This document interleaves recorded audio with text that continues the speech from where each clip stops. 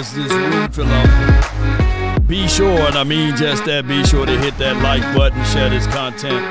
Let that friend, that neighbor know where to go when it's time to tune in to Cowboys Sports Talk. And be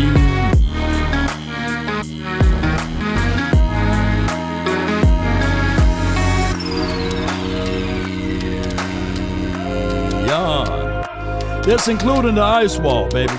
Mama said that there'll be days, literally, just like this. We had some snafus earlier, technical difficulties, but we back at it, baby. Come on. Yup. Ain't no party like a cowboy party. But what about a Law Nation's groove? From my studios to yours. 5, 4, 3, 2, and come on with it. Ready? Run from it. Destiny arrives all the same. What should I say? I am.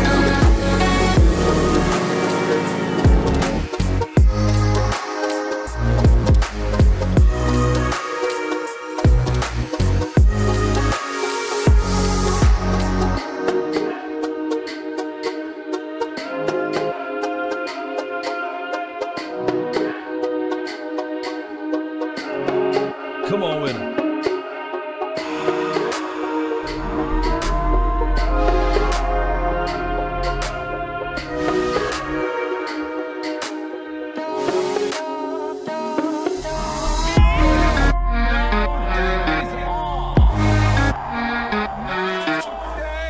We're back.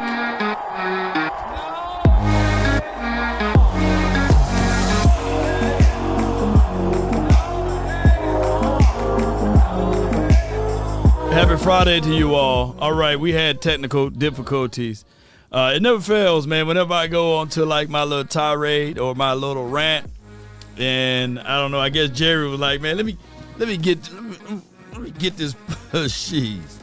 So, but we're here. We're here. Hear ye, hear ye, hear ye. All right, so we have no chance, right? I think a third of the Cowboy Nations is already.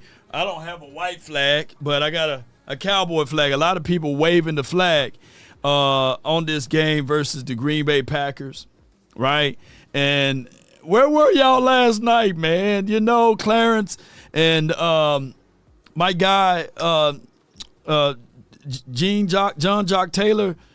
I mean, God, dog, man, to a degree, at least to a small degree, to a very small degree, Mr. Fourth and Long was a little bit to at least hear me out. But where were y'all last night, man? I'm sitting here, I'm getting beat up. I'm the only one out here, baby? Appreciate everybody, man. Just want to see a good game play. This from D Park. I appreciate you. Shout out to you, Mr. Rob. Appreciate you, Melvin. Appreciate you. If you were able to see the show last night, put a 1 in the chat. And also, if the audio is straight, put a 1 in the chat. And that would be 1-1, right?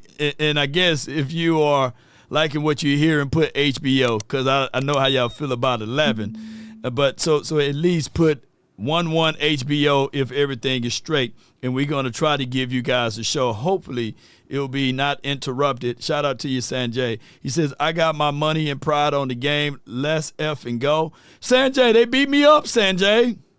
I said that Jeffrey Simmons is by far one of the better interior defensive tackles, and I would give up a second and a third for him very quickly. And then they said to me that he's no good. They said to me he was no good. And, when we start talking about these things, of course, I hope we can get this show going without any interruptions here. Let me see if I can pull this up. Last night, man, I'm sitting here like, man. Yes, indeed. Let me see if I can get this going. All right, so last night, let me tell y'all about last night. Let me see if I can get this going. Hold on. That the Titans are willing to move off from him. Is that a No, value he's option? not. He's a run stopper. I mean, you got a run stopper. This is a passing league. Man, Jeffrey Simmons. Nah, you go get, if he's available, you go get him. You go get him, but he's not going to make. He's still a run stopper at heart. Jeffrey Simmons is a plot. He's a ball. He's a dog. He's a dog, man. He got teeth. Sharp He's a teeth. dog, Yeah. but his greatest asset is stopping the run. He's not. He don't affect the quarterback like that. It's Chris Jones and then Jeffrey Simmons somewhere in there between that. Stop it. No, look Stop it up. Stop Look it up. I ain't gotta look it up. Jeffrey Simmons is Okay, look at it. solidified. Compare the sack. Compare the sack. You tell me the sack Come on, total. y'all pull it up. You compare the sack total between Jeffrey Simmons and Chris Jeffrey Jones. Simmons a dog or not? You know. No, I ain't gonna ask you. Look, he looking up at his phone right Look now. at the sacks between Jeffrey Simmons and I'm going to ask this question. Somebody asked about Mingo. Yeah. Mingo, he's still out for a while. Don't worry about Mingo. All right, so I mean, at the end of the day, and guess what? And let me see if I can list this right quick. Bear with me, ladies and gentlemen. And we're gonna see if y'all can do the same thing that if y'all can do the same thing that I'm finna do right now. I'm gonna go to ChatGPT. And I want you guys to pull up, just type in top 10 defensive tackles in the National Football League and let me know who do you guys come up with that list.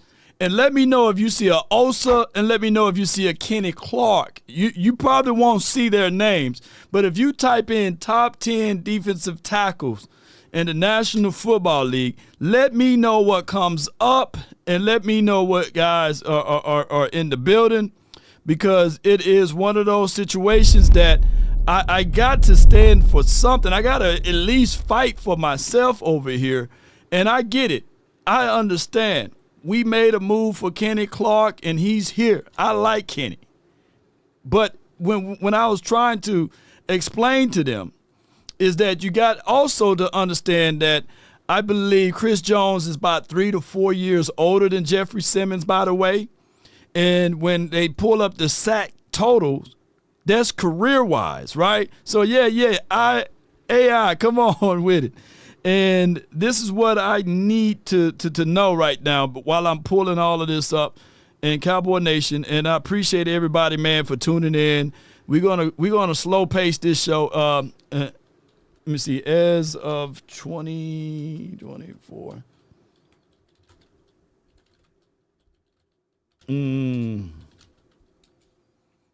Yeah, let me see. All right, so yeah. All right, let me see what they got right here. All right. And on top of that, hold on.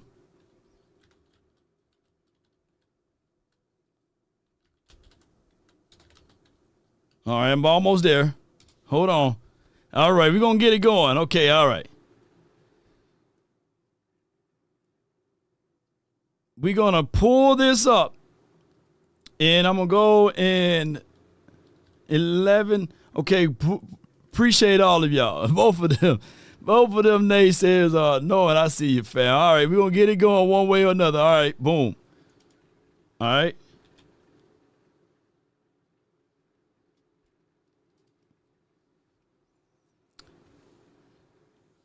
Let's see what they have here. AI Tisha, give me the top 10 or top defensive tackles in the National Football League, if possible. Let me see what she come up Top with. 10 defensive tackles: Chris Jones, Kansas City Chiefs Dexter Lawrence, New York Giants, Quinnen Williams, New York Jets, Derek Brown, Carolina Panthers, Jeffrey Simmons, Tennessee Titans, DeForest Buckner, Indianapolis Colts, Leonard Williams, Seattle Seahawks, Justin Matabuike, Baltimore Ravens, Vita Vea, Tampa Bay Buccaneers, Ed Oliver, Buffalo Bills. All right, so I'm just saying a second and a third for a guy that's going to be a top 5 or top 6 defensive tackle. I rest my case. You know what I'm saying? Because at the end of the day, it is a situation and scenario that we got off. We ain't worried about Mingo. If you're looking for Mingo, you're not watching football. He's up there. What I'm getting at. No, he's not in sacks. He's one of those guys that I know for sure he'll make life better for your edge rushers. Listen. Is he better than Osa? Listen, you're talking about Dexter Lawrence. You're talking about your boy in Carolina. There are a lot of behemoths in the middle. Okay? Yeah. He don't affect the quarterback like that. I feel you. He been stuck off in Tennessee. What does that guy do against the quarterback? They play Tennessee football regardless. games every Sunday. Who are we comparing Jeffrey Simmons to? Chris Jones. I mean, he's up there. How many- As stop. Chris Jones, as Quentin Williams, and then Jeffrey Simmons is right up there now. I mean, he's right up there. Anyway, the bottom line is you're not trading the first round pick for a nose tackle. Okay, you're not trading the first round pick for a run stopper. All right, so we're not saying that we traded the first round pick. That would be crazy. The Tennessee Titans are only asking for a second and a third. Now, when we start talking about these type of things, let me see if I can pull this up, and I appreciate each and every last one of you all for tuning in. I did a video earlier this week, and we was talking about the parameters of, like, do we really – just listen to what I had to say here. Going into week 4, there could be a possibility that the entire 2025 draft class won't even see the damn field. You ain't lying. So how valuable are these draft picks that we covet so much? Tommy, he ain't even here. He on IR. He was a healthy scratch for Mozzie, right? Yeah, and listen. He started the first 2 games. I mean, he's holding the clipboard on the sidelines. Healthy scratch. Healthy scratch. He was hurt before the draft. He's recovering. He's hurt. All right, so what I wanted to do is showcase to you guys that holding on to these draft picks, I mean, at the end of the day, I get it. Donovan Ezaraku may be a world beater in 5 years from now. I don't know. The 3rd round draft pick, Siobhan Revo, maybe he can be a lockdown like Revis Allen. But if you trying to win now, I'm trying to move off from my next year's 2nd and 3rd because we got in the next 2 years, we got 4 first-round draft picks, so I believe that will be sufficient enough to go in and make sure you shore up your interior play. It's not like, just to be fair and just to be real with you guys, it's not like Kenny Clark is a spring chicken, so you still have to fill in that void, even though Jeffrey Simmons is more of a 3-tech. I'm telling y'all, let's not be satisfied with what we got. You still got to move and groove, and that's my finite plan. Of course, I couldn't get it out last night because you got so much commotion going on, but I'm telling you that right now, I want you guys to reach out to Clarence and hit him up and say, you know what, that Law Nation, he was right on that point. He was right on that point because at the same time, I do know this. Even though we may feel a certain type of way with the Joneses, they do listen to the social media. They do watch and they follow the reports that is given on Twitter. And 9 times out of 10, if we throw enough rocks at the automobile, they would stop the car and get out and say, hey, man, what they throw rocks for? Sanjay states Clarence is lying. He doesn't even know what his favorite college team he don't even know his favorite college team, the Texas DT. Trevonde Sweat is in the Titans is the nose tackle. Yes, you're right. Come on with it. Trevonde Sweat is nice, though. And here's the reason why. Here's the reason why you can't utilize pass rushing as it relates to a 3-tech numbers at Kansas City versus a team like the Titans.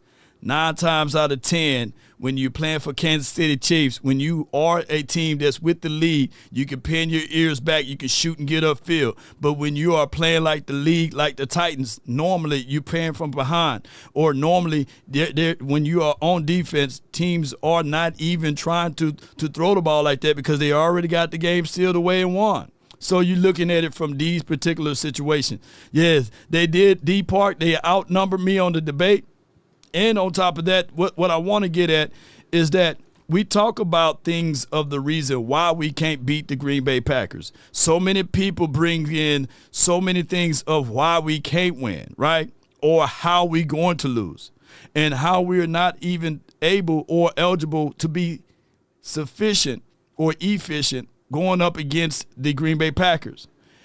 We only played 3 games so far. We got 14 more games to go, if I'm not mistaken, right?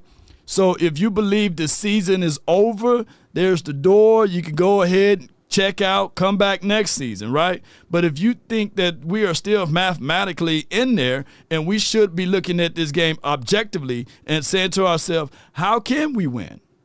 It's not how can we lose. As a fan, you're supposed to look at it and say, how can we win, right? All right, granted, we know that this defense is the 31st ranked defense. We know that this team, with the levels of guys that we do have right now, that they are not winning on the defensive side of the ball. So what do we need to do? Consistently doing the same thing over and over again is what? What's the definition of doing the same thing over and over again and expecting different results, right? What are those things? What do we call those things, ladies and gentlemen? Right. What do we call it? Let me know. Because at the end of the day, is it a talent issue? I believe this is from Magical Elixir. Appreciate you. Thank you so much.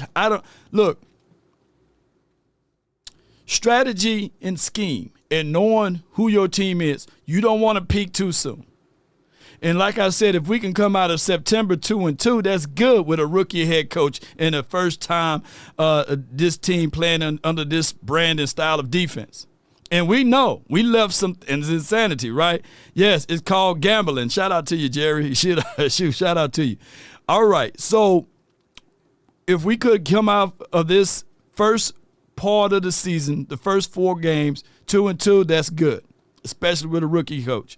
But if we come out 1-3, it's still not the end of the world, although your chances are very slim.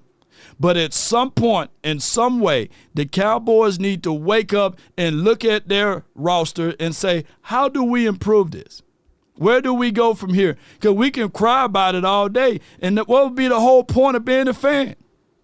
Let me know in the chat. What would be the whole point of being a fan of the team that you root for to say, hey, man, I'm rooting against it?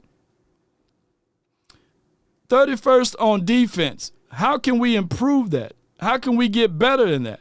All right, we're going up against the 3rd-ranked defense. We're going up against the 11th-ranked offense. How do we get from under that? So we got to look at it from all of those angles.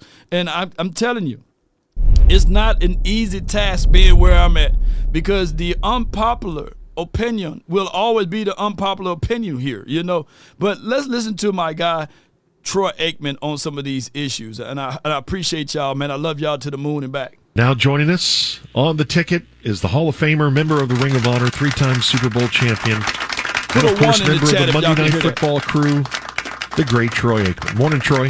Hey, good morning, George.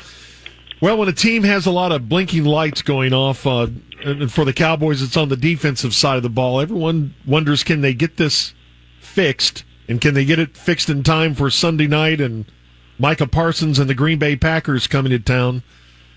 What would concern you most about the Cowboys defense going into this thing? Just the big plays they've given up. It's kind of, what this league comes down to, the ability to make big plays, and if you do that, then you score points, and that's what these teams have been able to do that have faced them. And probably as concerning as anything about the big plays is, they've kind of tried to play to minimize them, and yet they've given up a ton of them. So just not very disciplined football overall. And obviously they come in this game against a Green Bay team that I think is really good. I think they're really well coached, and we said this before that playoff game a couple of years ago. I think Matt LaFleur is one of the best in the business offensively, and he'll have some things that give them a chance, like he did in that playoff game. And there'll be a fair number of opportunities for the Packers, at least as far as what they call, to try to take advantage of some of those looks. So If the Cowboys have not gotten some of that shored up, there's a good chance that it could happen again this week against the Packers. No doubt, no doubt. So a lot of people think that when we start to talk about these things as relates to the Cowboys, what are some of the key things that you can do to win in this game?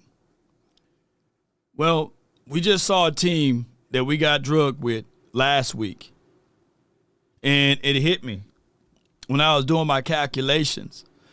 I only brought up the fact that we had 3 turnovers from the starters, right? And we left 21 points on the field.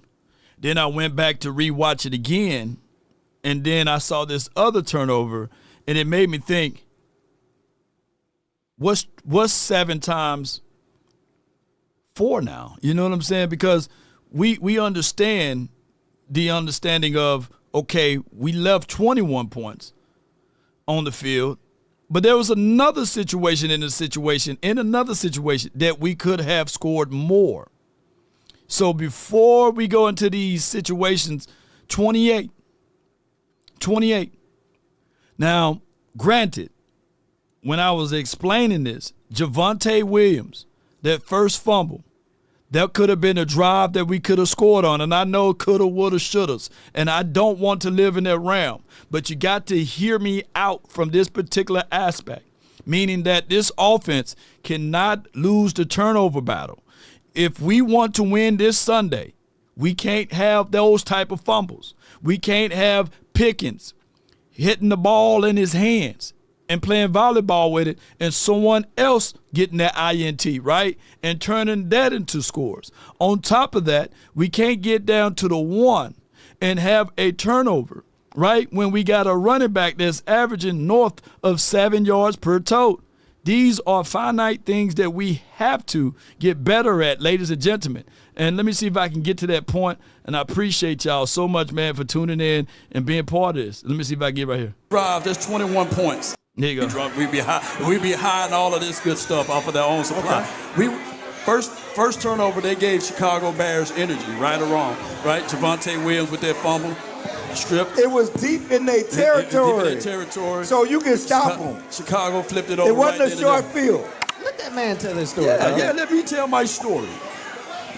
Those 3 turnovers, if the Cowboys score on those 3 drives, that's 21 points. That's 21 points they left on the field. Arguably, the one that they was down inside their own 1, all they had to do was run the ball. Javonte Williams averaging 7.6 yards per tote. You put the ball in the belly of him, now the whole landscape of the game has changed. Okay, which turnover happened when they was at the 1? What happened? Which turnover happened when they was at the 1? Dak Prescott drops back and he throws the INT. They wasn't at the 1. It was right there. They were close inside the 5. No. Where were we on that interception? Come on with it, baby. That was the one that Pickens. That was the one that. Oh, you talking about the second one? The second one, yeah. The game was over then. I mean, you had 5 minutes. You had 5 minutes. It was 31-14 and 5 minutes left. What was the score with it? What Green Bay? What the? It was 31-14 with 5 minutes left. What was the score when the Eagles came back and won? What less game? than 5 minutes. Game just past week against the Rams. They blocked 2 field goals. Anything can happen. Football is a strange lady. And it took a defensive tackle to run 80 yards for a touchdown. Before that time frame. I'm still trying to. He still hasn't gotten to the pathway to victory. The pathway to victory is don't turn the ball over, run the ball, and execute on your drive. Score and finish drive. And it's a home game, too, so you'll be able to hear the crowd, the cadence, and all of that good stuff. Dak Prescott tend to play better at home, by the way. And I know, granted, the last time we played against Green Bay, we returned to the scene of the crime. The last 6 times. The last 6 times. So, hey, we do for one at this point. At the end of the day, or not. But at the end of the day, if you want to win this game, you got to get behind the pad levels and run the ball. I know that our offensive line is porous right now, but we got to run the ball in order to win this game. Take control of the game that way and get turnovers. Jordan Love is due for one. You know how you get turnovers? By affecting the quarterback. By affecting the quarterback. You don't have or punching the ball out just like they did Javonte Williams. Or staying close to the receivers. I Yes, boy, I'm glad, man. The game wasn't over. You play and you fight through the echoes of the whistle. And he said and he stated this by affecting the quarterback. Now, let me ask y'all this. That first turnover that the Bears were able to get on Javonte Williams, was the quarterback in sight? No. That was a play down the field. That dream that dream you got, boy, I don't know what. That's the Martin Luther King dream, man. Somebody had to have it. Somebody got to have it. These guys, we haven't even hit October yet, and we are already waving the white flag. Yes. You're down your best weapon on offense, right? And you're down 2 starting offensive linemen. Right. At the end of the day, you can't name Did they go in? Did they go in? Shout out to Glow. But at the end of the day, we got to understand you can't name me the offensive line for the Green Bay for the Bears, right? You can't name me them. And we thought for sure we was going to at least generate some pressure on that outside of Darnell White. No, we didn't. Who thought they were going to generate pressure against Chicago? I guarantee you the coach. Who thought that? I thought at least the left tackle. Yeah. He was one giving up a lot. Who thought they were going to generate pressure? Yeah, somebody saved me over here. Come on. Who thought they were going to Come on, Cowboys. Come on, Cowboy Nation. Stand tall and not at all. Come on with it. Listen, I'm going to need you to stop drinking before we come on this air. Okay, I need you to stop drinking, stop smoking. That opium. It's hopium. That Jerry Blue Kool-Aid. I'm going to line it up. I'm against Jerry on a lot of things, but I'm just saying, I'm going to line them up. We're going to smoke it up. Come on, Cowboy Nation. 30-28. They will get 30 points. They're going to give up 28 and give up 30 points. Hey, guys, appreciate you guys. Yeah, I just wanted to let y'all know, man. Shout out to my guy, Boss Cowboy Sports, man, that's in the building. Boss, show me. You know what I'm saying? So I get it. The notion that we going up against Green Bay. Now, for those who rooted and grew up loving the Cowboys, you know good and well, I can't lean to any side of Green Bay and say, yes, there's no chance. There's no opportunity for us to win. At the end of the day, I need for people, and I get it. Most people looking at this situation saying we're 3 games in and the season is already determined. So with that being said, the Colts winning the Super Bowl. Because right now the Colts are looking like one of the better teams in the National Football League. So therefore, we should only play 4 games out of the year and it should all be done. If that's the situation and scenario, who believe in the hearts of hearts that the Colts are just red hot pepper and they should be the team to be crowned as the Super Bowl favorites because of the first 3 weeks of the NFL? If we going to go that route, if we're going to say right now it's time to lean over, bend over, give up, let's not go back into these situations and let's not look for solutions, but let's cry about everything, then that could be the case. But at the end of the day, we are dealing with a rookie coach. We can see those rookie growing pains. We are dealing with a team that's came off of a Mike Zim scheme that's different from Matt Eberflus, and I'm not trying to give Matt Eberflus no cover because historically speaking, Matt Eberflus never finished 32nd in defense. He never finished 28th or 29th in defense. His whole resume, from the time that he became a defensive coordinator, finished anywhere between top 10 and 15. 1 year in 2022, he finished at 24 or 25th spot.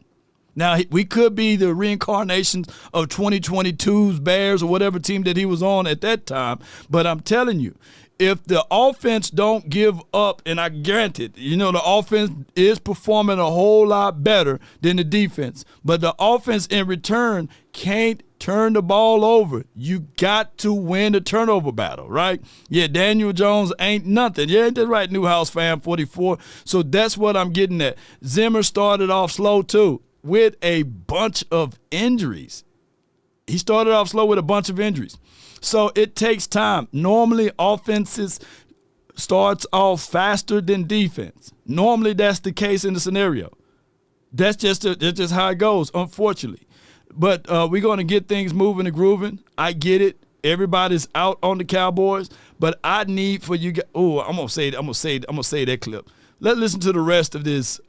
Salute to you, Coach Marv. Real talk. Appreciate you. Salute, Law. I'm coming, Law. Appreciate you, man. Appreciate you, man. Thank you for jumping in, Coach Marv. Let's listen to the rest of this.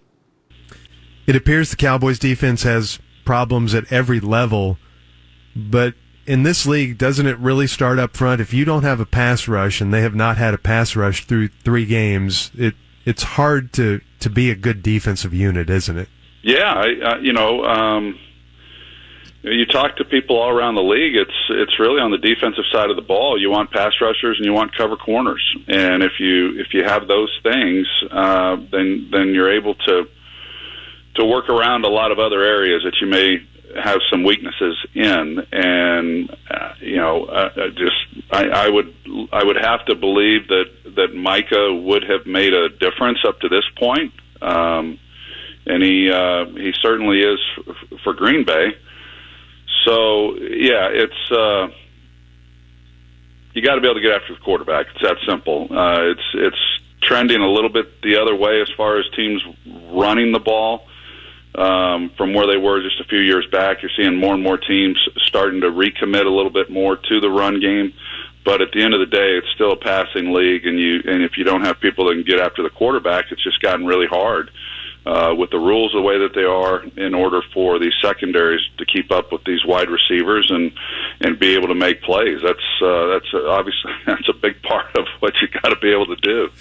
With this high-profile matchup that we've been talking about since Micah got traded to Green Bay, there's a lot of interest, obviously, on this game. And I was wondering, because the Cowboys never really, outside of Herschel Walker, traded away a well-known veteran. All right. Can't wait to hear my guy Troy Aikman response to this. Shout out to you, Coach Marv. He states, Coach Marv, real talk, laughing out loud, pause, to the Green Bay game, to the GB game. Man, appreciate you, Coach Marv, for clearing it up. This weekend, I'm stretched out far and thin. If you in town, just still hit me up. We will be doing some things inside of the Cowboys area. I do know that I got some things that's going on with the boxing committee. So, but Coach, let me know when you touch down, and we'll see what we can do and get things moving and grooving. But let's listen to the rest of this. Appreciate y'all so much for tuning in. In the last 20 or 30 years, and I wondered if you had seen a similar scenario. And the only thing I could come up with was back in '96 when you guys went to Miami and played Jimmy and the Dolphins. And there was a lot. I know it's different, but it's the same kind of thing. There was so much hype around that more than the game itself. Yeah, because it was Jimmy's first year, and Miami had struggled, and there was that was what everyone was selling. But yeah, and I don't know.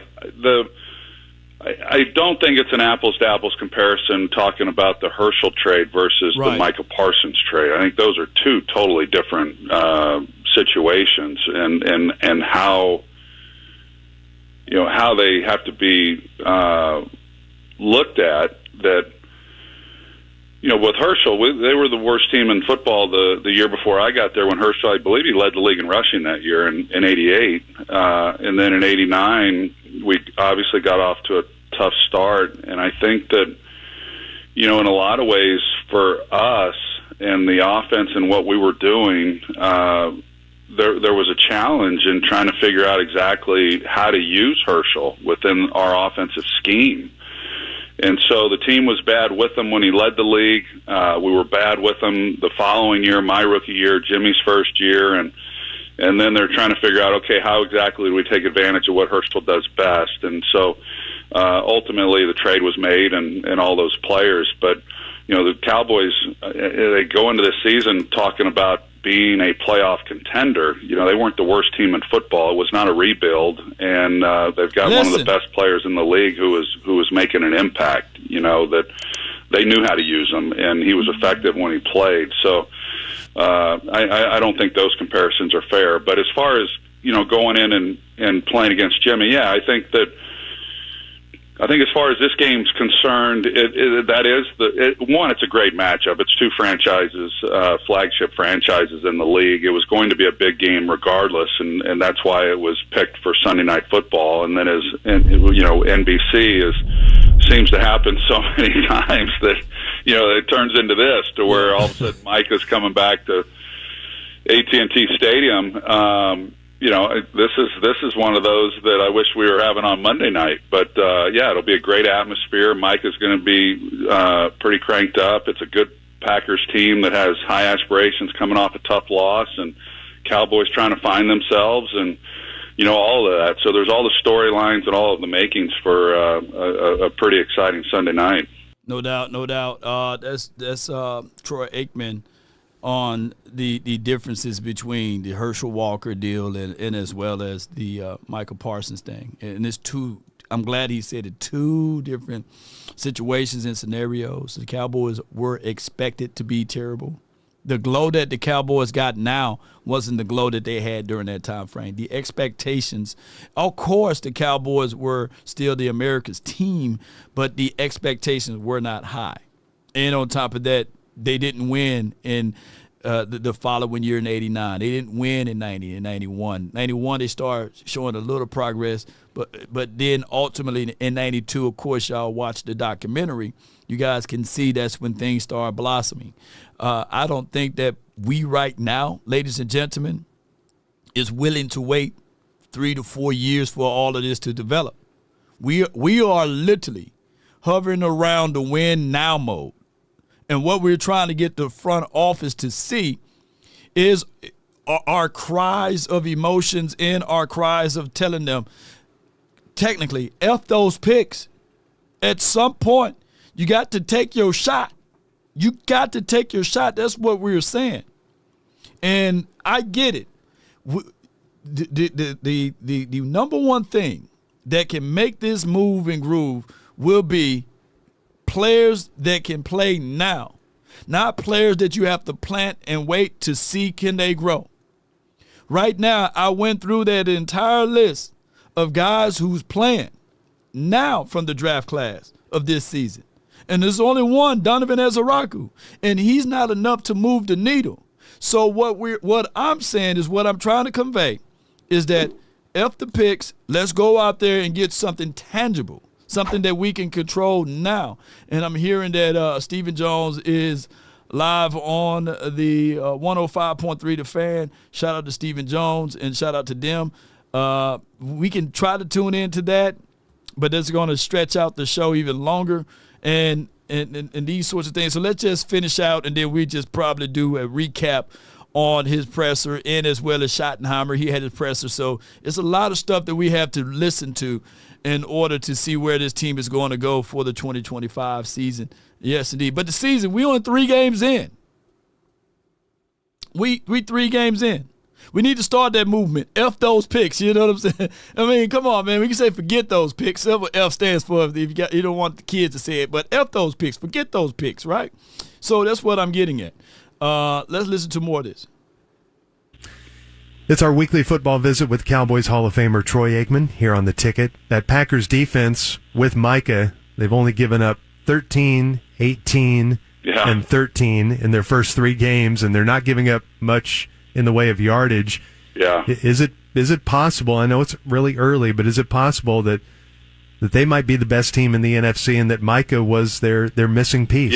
Yeah, no question. Jeff Hafley is their defensive coordinator, who I think the world of him. He'll be a head coach maybe next year. He's really good. He had been the head coach at Boston College before he took the defensive coordinator position last year and really got that defense playing well a year ago. So I'm not surprised they're playing as well as they are. And you're right. I mean, what they've done through the first 3 weeks, 13 points I think they gave up last week to Cleveland, and they lost. Washington's the most, as you mentioned, 18 points, and so they're playing really well. And if you can play defense like that, and again, going back to the respect that I have for Matt LaFleur and his ability to game plan, I've seen it too many times in games that I've called for the Packers to where they've been without some really key players, And he's put together a game plan that not many offensive coaches would be able to do, to where they're still effective moving the football and having a lot of success. And so, yeah, I think the Packers are definitely, one of those teams that will be contending at the end. And I thought,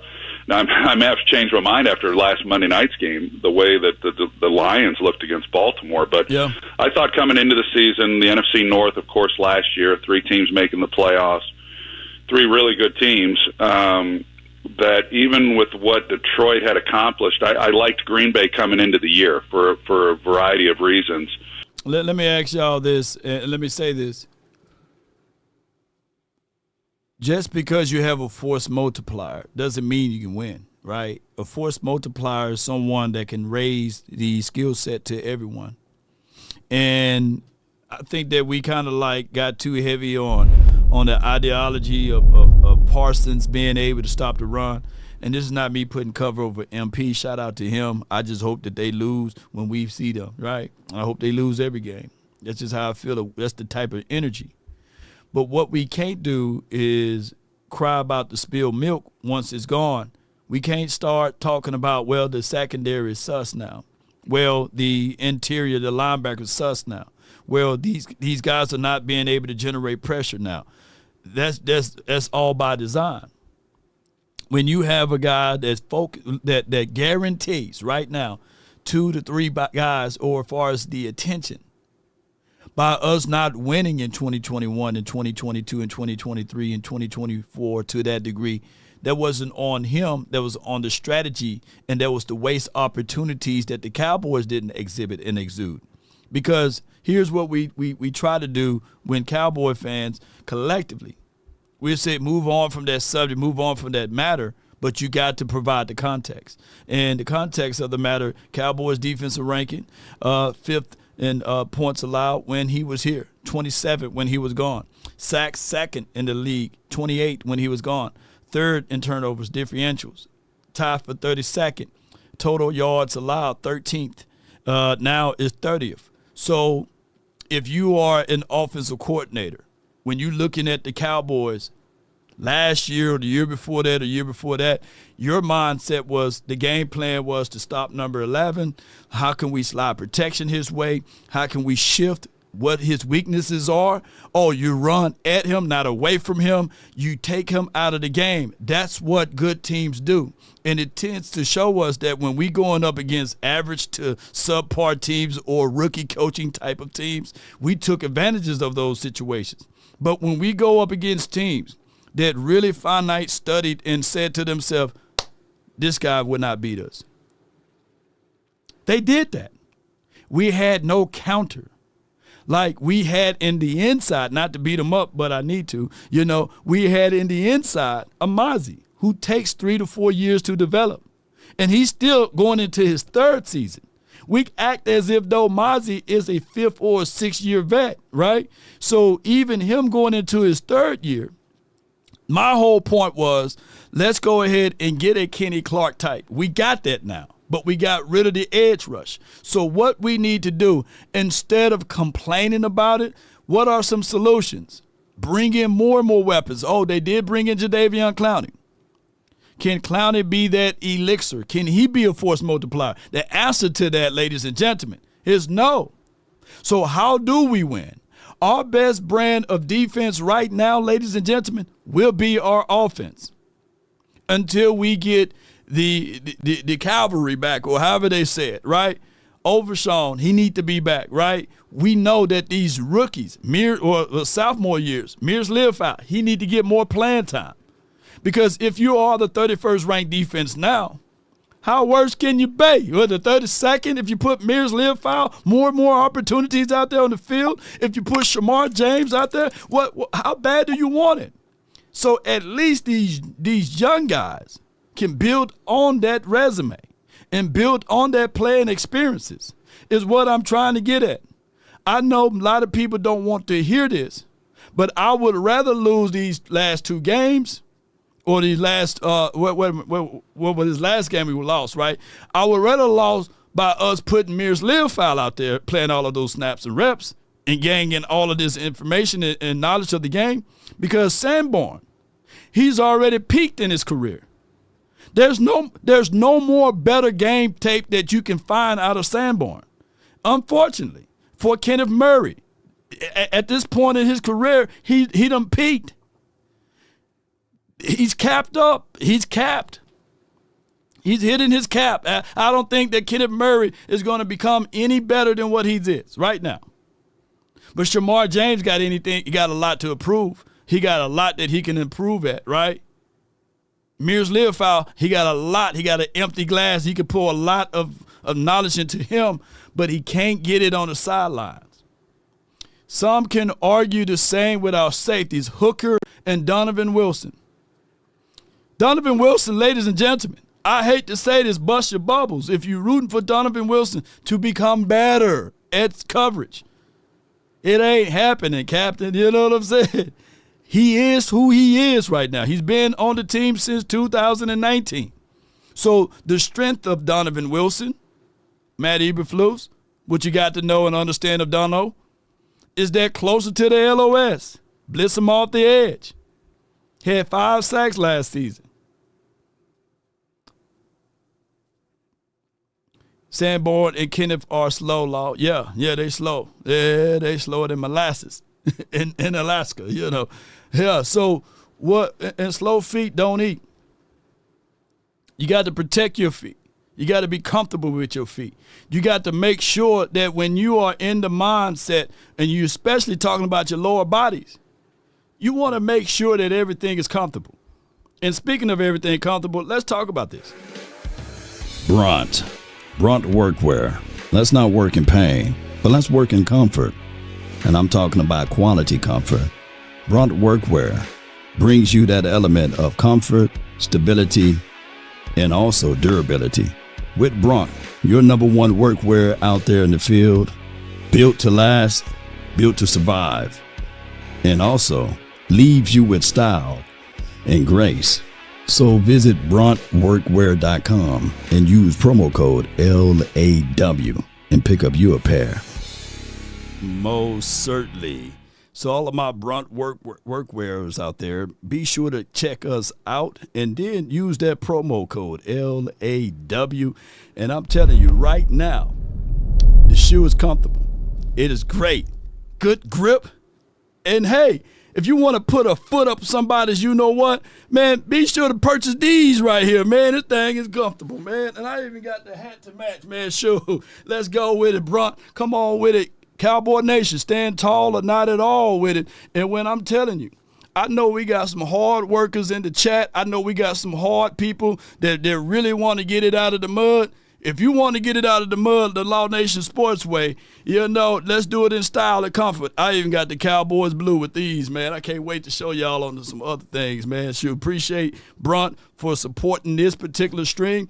Also, get $10 off when you use LAW. Come on with it. Shout out to you, Lisa. She said, great commercial. Yeah, why don't you pick up you some Brunt shoes? They make them for the ladies too, by the way. Come on with it. So, hey, I always say, be where your feet at. Well, with Brunt, you can definitely be where your feet at. And also, ladies and gentlemen, slow feet don't what? Can somebody put that in the chat? Slow feet don't what? You know, I know y'all know it. I know you know it. Yes, indeed. And I ain't talking about Chris Brown. You know what I'm saying? Eating good, you sleeping good. Because if you sleeping good, you already know, Cowboy Nation, you can always sleep right here. Sleeper is the #1 fantasy sports app. It pays to know sports. Pick more or less on top players. Your first pick is on us. So start winning now. Play in Texas, Georgia, Minnesota, and 27 more states. Pick anytime across all sports, pregame or live. Over 10 million players are already on Sleeper. Make your picks count. Score up to 1,000 times your cash. Join today. Get up to $100 credit using code LAW. Call your shot on Sleeper. Download now. No doubt, download Sleeper too, and you know, put a big old foot to it with Brunt. You know what I'm saying? So kick that promo code LAW for Sleeper and get $100 deposit up to 100%. of that $100. So they'll match it dollar for dollar. Come on with it. So don't just put 50 in there. Put $100 in there and then use promo code LAW, Cowboy Nation. That's how you get it going. Come on with it. They're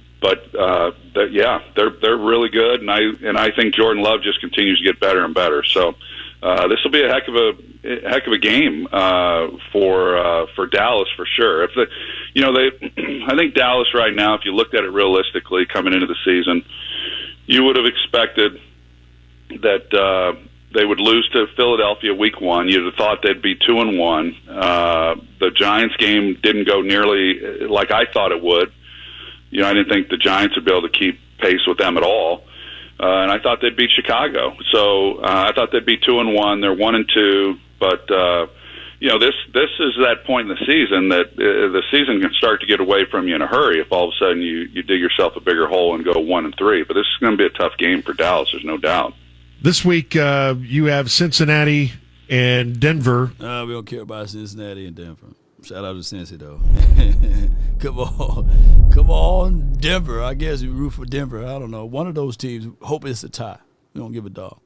Aikman is the Cowboy fan. Shout out to you, Brandy. But Aikman do gives us objective analysis with it. This should be a game that if the Cowboys have no chance, and if everybody's saying that the Cowboys won't be able to move the needle with the Green Bay Packers because of what we looked like against Chicago, what we looked like against the Giants. What a difference 2 weeks make. Because none of you guys saw the Giants putting up their amount of points, right? And then on the flip side, none of us saw that the Cowboys were not able to be sustainable on those drives. Like I said, there were 35 points out there left on the field. On top of that, to add, what's 35 plus 7? Because that last INT before the game was sealed, that was another turnover that could have been points. So what's 35 plus 7? Those are opportunities that we can't drop, literally, and get turned over, literally. Cowboys, in order to win this game, we have to run efficient. Even though we only, and I get it, people will say, hey, man, the Cowboys got behind in this game. Well, you got to stick to your identity. You got to stick to your truths, regardless of who's hurt or who's not in this situation and what's going on with the situation. Come on with it. For me, I'm fired up because they had a tribute talk. There was actually a conversation that came out that said they were not going to do a tribute video for Micah. Duh. This ain't basketball. Right. You know what happened the last time Dallas traded a star and they did a tribute video? Luka dropped 45 and they beat him by dang near 20 points. Right. If I was the Dallas Cowboys, I would have Micah clown shirts on every seat. And I would have a shirt that says, I hope your beard never connects and you keep going bald. Wow. I would absolutely crush him. You know why? Why? Because you got to make him hate him because your team sucks. And from the voice of a former player, I hate to say it, but Ron Clark is right. He's right. Tribute? For what? I would understand if it's a situation and scenario that it was 5 years post-retirement and you said, okay, hey, man, let's give him a tribute. But for what? He's an enemy now. We going up against him. Tribute for what? There's no tributes here. You lace him up and you play this game. Now, it would be a different story if Parsons was here for 10 years, 12 years, 11 years. You want to give him a little nod of tribute, I would say okay.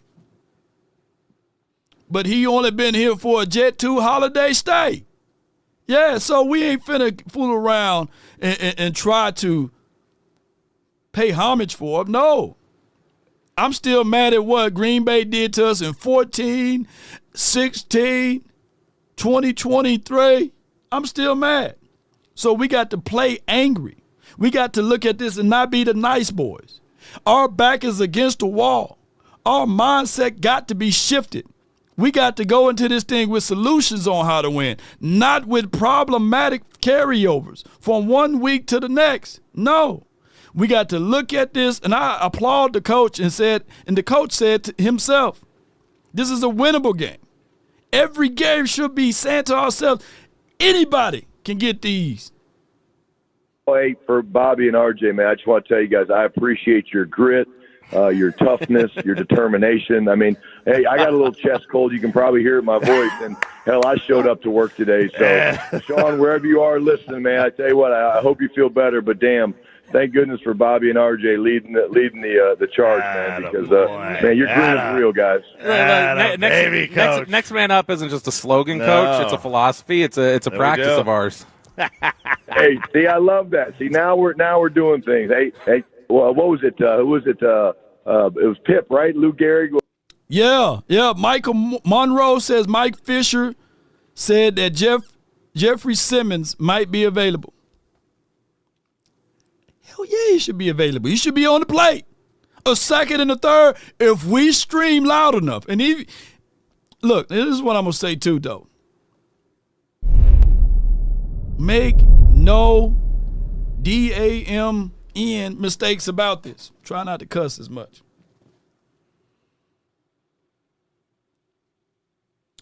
If Mike Fisher is yelling enough, if he yell loud enough, at least the Joneses may consider. I'm not saying that he's the voice of all reasonings here, but he got the eardrum to the front office. And he got the mouthpiece that can match it. I don't think anybody in this chat got access to the Jerry's in them, but Fisher do. Shout out, kudos and credence to him. So, yes, Simmons is available, and what world is he's not? Yeah. Are you talking about Jeffrey Simmons or are you talking about Justin Simmons? Wait a minute. Let me make sure we talking about the right. Jeffrey Simmons. Yeah, Jeffrey, Yeah, I just want to let y'all know about that. Wally Pitt. Hey, this could be the Bobby and RJ show. I kind of like the ring of that. Quite honestly. There we go. So I've always wondered this. Okay, and we're going to get into football. I promise. What happens if a coach? Seabass says so does Clarence with nice parents.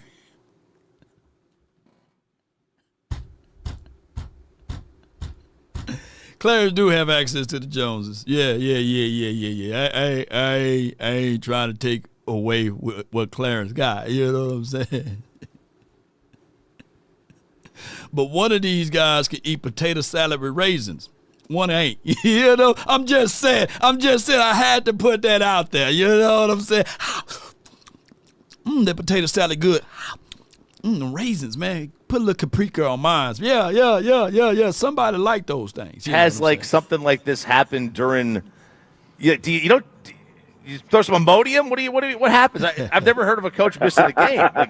It's got to happen. Listen, we have so many trainers that they give you pills. They do things to you that just holds it in, man. And then sometimes you go in the concussion protocol tent. Let me see if I can pass about your team or yourself as a head coach through 3 weeks.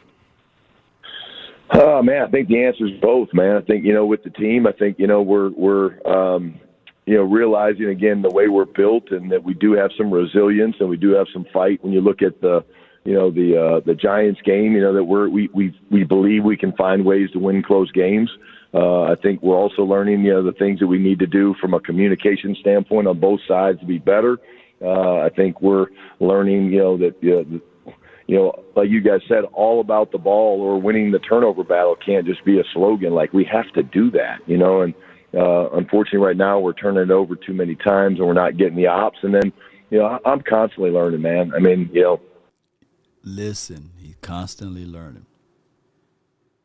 When you hire a first-time coach, unfortunately, guys, you got them growing pains, man. But we got to continue to pound the table and say, week 1, grade A when you got inside that red zone, coach. Grade A. Grade A when you got inside that red zone. Last week, F when you got inside the red zone. F on how you utilize CeeDee Lamb. in the backfield. F, on allowing Matt Eberflus to continue to not make adjustments. Sometimes confrontations is necessary. Sometimes you need to have that head coach who can pull the defensive coordinator to the side and say, hey, get your stuff together, man. We can't be giving up these amount of yards. Sometimes you need that. But when you are a play caller coach plus a rookie coach, not even having time to tune up to that point. So many people look at the Sean McVays of the world and the, what's the other guy for San Fran? Kyle Shanahan's of the world. And they say, oh, we want that. Oh, we want that. But these guys were calling plays consistently before they got those offers. Schottenheimer was sitting back, allowing Mike McCarthy to call plays last year, right? He wasn't the play caller, so he got to get in rhythm with that. There's always a little patience that you got to have, unfortunately. And I think that, collectively, us being the 6th-ranked offense right now is cool, but we got room for improvement. Don't turn that ball over and make those slight adjustments. When you inside that red zone, run it. Don't get too cute. There's things I learn, every day in every game, and whether it's, game management stuff or how to best affect, the defense when I'm calling plays and being the head coach and things like that. I'm constantly learning. So, and what I would say to you guys is, when it's all said and done and we win a Super Bowl, I think we're going to still continue to be that way. And the quest for knowledge, man, and growth should never stop in anything you do in life. Have you? I get it, Seabass. Patient is exhausted, right? Long suffering is part of it, right? I just have to tell you that, long suffering. And we're in a long suffering part. If we're going to build through the draft, if we're not going to go out there and get dynamic playmakers now, right, then we're gonna adhere to those things. If we are in the mercy seat of that. But I just want to touch on that little piece, man, because this will make the show extremely long if I go through the whole 15 minutes of that. Appreciate everybody for rocking in. I just want to get to these points, man, and before we open up the phone lines and these sorts of things.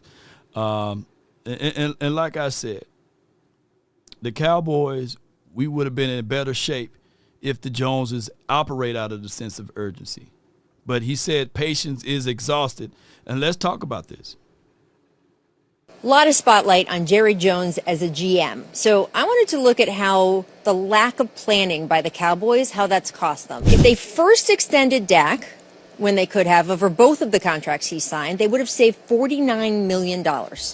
If they first extended CeeDee Lamb when they had the opportunity and what the market was, they would have saved $14 million. And if he had extended Micah last year when he did the Dak and CeeDee deals, he could have saved $36 million less than what Micah eventually signed for in Green Bay. And that all adds up to about $99 million you could have been paying other players.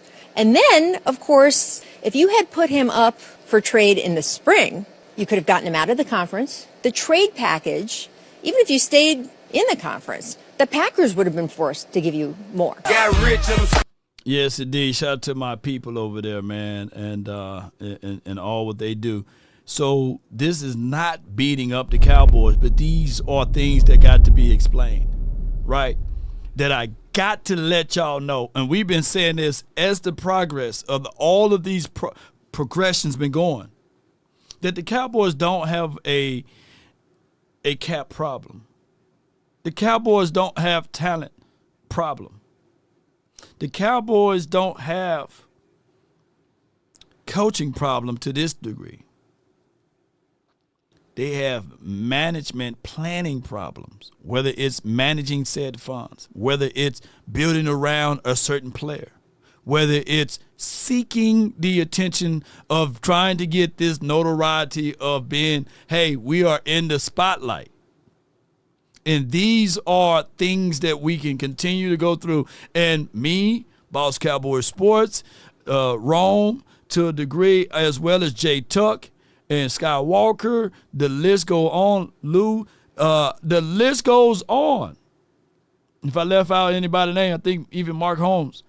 If I left out any names, let me know. Foots, everybody, Vach, everybody been talking about these type of issues. Shout out to Coach Marv, the callers that calls in, Dr. Q. So we are having those issues. And you guys get so brainwashed to this point, and you say to yourselves, oh, we can't win because of this player. Well, they just showed you $99 million. I guess we got 99 problems, right? You know what I'm saying? But patience is not one, right? And those are the things that we are having issues with. With those $99 million, you could have still had a subpar interior guy. You could still have someone else on the outside. But we tend to lean into the front office for these type of rescue missions when they are the very much so people that cause the issue themselves. Comfort creates complacency, which is ultimately leads to failure, just from Seabass. And unfortunately, so not to beat up the Joneses, but we did. How do we win this weekend? Control the clock. Run the ball. Of course, stop the run, of course, but control the clock, run the ball, and be efficient on your drive, meaning every drive should leave away with a point. You got a kicker that once you get to the star, he's in range. One can argue right before you get to the star, but you don't want to abuse all of that power. So you got to understand that we are in a good situation in this particular moment. The opposing team don't have those resources. But the Cowboys can. Granted, leaving CeeDee Lamb up out of the equation is a major step back. But at this point, he's gone for 4 to 6 weeks. And will not be the same when he get back too, by the way. But we do have Pickens. That is a situation that he is still a valuable wide receiver. If we didn't have him, we'll be leaning on Jalen Tolbert and Ryan Flanoy as our wide receiver because the Cowboys refuse to go out there and make valuable moves, right? The sense of urgency is not there. But I come here to tell y'all, ladies and gentlemen, and I'm not trying to milk the bull, ain't this right, Big Amish? But I want this mindset to be bestowed upon all of you guys. Nobody believes in you. What are you prepared to do about it? Don't let no one come into your house, take your meal, do what you need to do today. I'm not nervous. I'm just telling you. Nobody believes in you. What are you prepared to do about it? Don't let no one come into your house, take your meal, do what you need to do today. I'm not nervous. I'm just telling you. Yeah, so if y'all can hear that, let's get this show on and popping, baby. But before we do that, let's listen to my people, because if you were driving and somebody else was hearing what you listening to and they got nervous and they start swerving right and they start swerving left and they fool around and side scrape you, or if they hit your automobile, or even if you at work and you were putting down some stuff and you slip and fall, right? And they didn't have the right proper shoes for you, let me tell you who you need to reach out for. It starts from the first phone call. Most of the time, you're going to talk to Gene Burkett, a 30-year partner. You're not going to talk to some employee that just got put on the phones that day. There are things that are so crucial, especially if it's a cataclysmic event, to have our experts get out and look at the vehicle, witness statements, photos, the whole thing. Call Frenkel first. Chosen by the people, feared by the insurance company. Call Frenkel first. That's 214 or 817. And all of the threes you can dial. Frenkel and Frenkel personal injury lawyers, backed by a combined of 100 years of experience right here in the heart of Dallas. So be sure to reach out to our partners, Frenkel and Frenkel personal injury lawyers. And if you can't dial that number, visit FrenkelFirm.com, Cowboy Nation. We're looking for solutions. We're looking for situations that we can get out of this crawl space. We're looking for things that we can move forward with, not backwards with. Cowboy Nation, I want to know your thoughts, want to know your concerns down below. I got from the 214. You're live on the Nation. Darius, talk to me. Well, what's happening? My score prediction is 28-26. I got the Cowboys in a crazy finish, field goal finish. I don't know how that's going to, come about, but 28-26 is my score. 28-26, 28-26. Yeah. I think you got to play this game tight, bro. You got to figure out a way to get behind the pads. Everybody on this offensive line, their best strength are run block, run support. And if we can just lean into the strength of this team, even though we're down 2 offensive linemen, you just gotta get it out there and say, hey, let's play 60 minutes. Last game we were robbed. I think they started waving the white flag to me. You know what I'm saying? When they went to finesse, adopt that identity of rushing the ball, running the ball. Appreciate you, Darius. And by the my bad. No, you good. Can I say I still got this team heating up late, so I'm gonna stand on that. If I'm wrong about that, I come and I'll say, hey, I was wrong. But I'm gonna stand on we gonna heat up late and maybe a bit rocky in the beginning. Right. But we're gonna heat up late. Now, this is what I want to ask you, Law. This is aside from football. Mm-hmm. What I've seen, now of course I'm into real estate and I do because hence the name flip houses. Yeah. But you be saying like I could tell like you're very financially literate. And a lot of the stuff that you be like sometimes I be having to write down some of the stuff that you be saying because certain shit about certain things, and I be wanting to know. I be wanting you to delve deeper into that. Mm-hmm. If I hear one of your shows and you say something that like piques my interest financially or life wise, I want to be able to ask you and pick your brain about. Hey, what you mean about that? Like, tell me some more about that. Like, would you be willing to do that? I mean, most certainly. I'm not a financial advisor. I always tell people to go make sure you reach out to your financial advisor, right, for those financial advice. And you want to make your money be money in for you, right? And that's what investments are. And we all have our vehicles of doing those things, whether it's annuities or whether it's you investing in some stocks and these sorts of things. So I always tell people dibble-dabble into those things, but make sure that you're not only leaning on one. I just put it like this. I look at finances just like a table, right? You got 4 legs, right? And the table that with only one leg, you can't put nothing on it. Mm-hmm. That's about, I believe, 70% of Americans right now. Talk to me. They don't have no leverage outside of their jobs. That's why most people, parameters, man. Most people are living paycheck to paycheck because of those small things, right? So there's a lot of things that, from a financial aspect, that people are not equipping themselves with when they have the power to do such. You can make 6 figures working at Sonic's. You can make 6 figures managing a portfolio working at McDonald's or Uber eating. You see what I'm saying? But it's how you diversify your portfolio. It's how you make sure that you tap into those income streams in order to get you over the top. So many people lean on too much for paper, college degrees, and these sorts of things.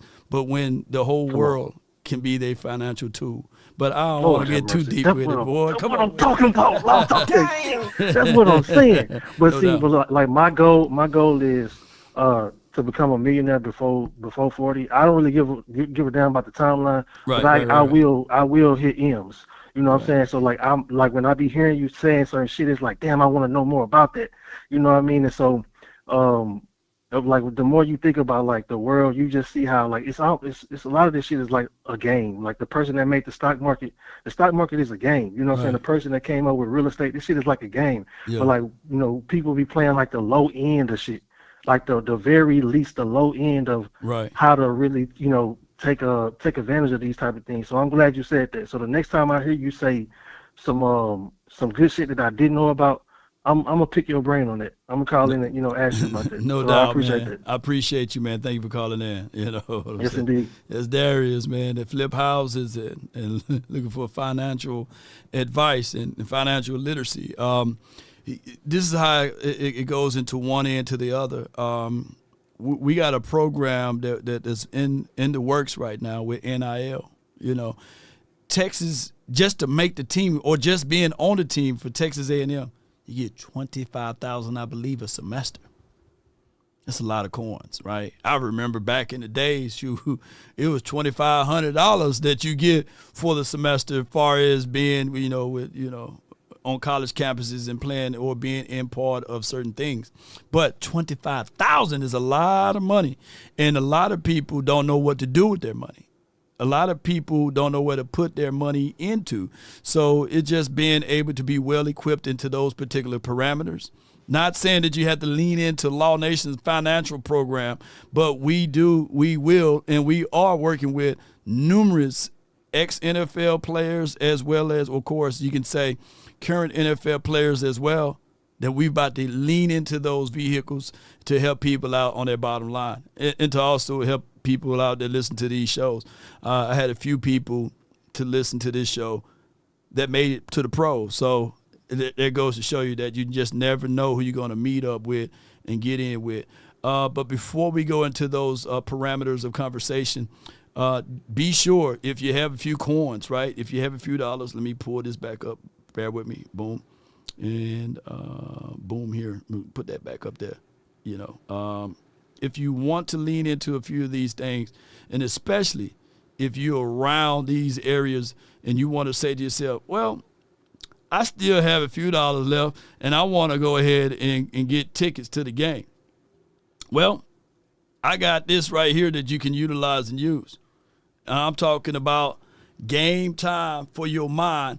They have the ability to match dollar for dollar on certain ticket pricings, as well as being able that you can find your seats in the stands. This game is about to be on the 28th, which is in 2 days from here, and it's the Cowboys versus the Green Bay Packers. They still got some availability, and you seeing they got the cheapest white now for $57. Somebody said, you know what, forget that, man. I'm good. I'm tired of the Cowboys. I got a seat for $57. Now you way up there with Moses and shaking hands with Peter and Paul. But, hey, you get a chance to see the game. And trust me, at Texas Stadium, there's no bad seats because of the situation that they got a 60-yard LED, whatever, plasma ray TV up in there.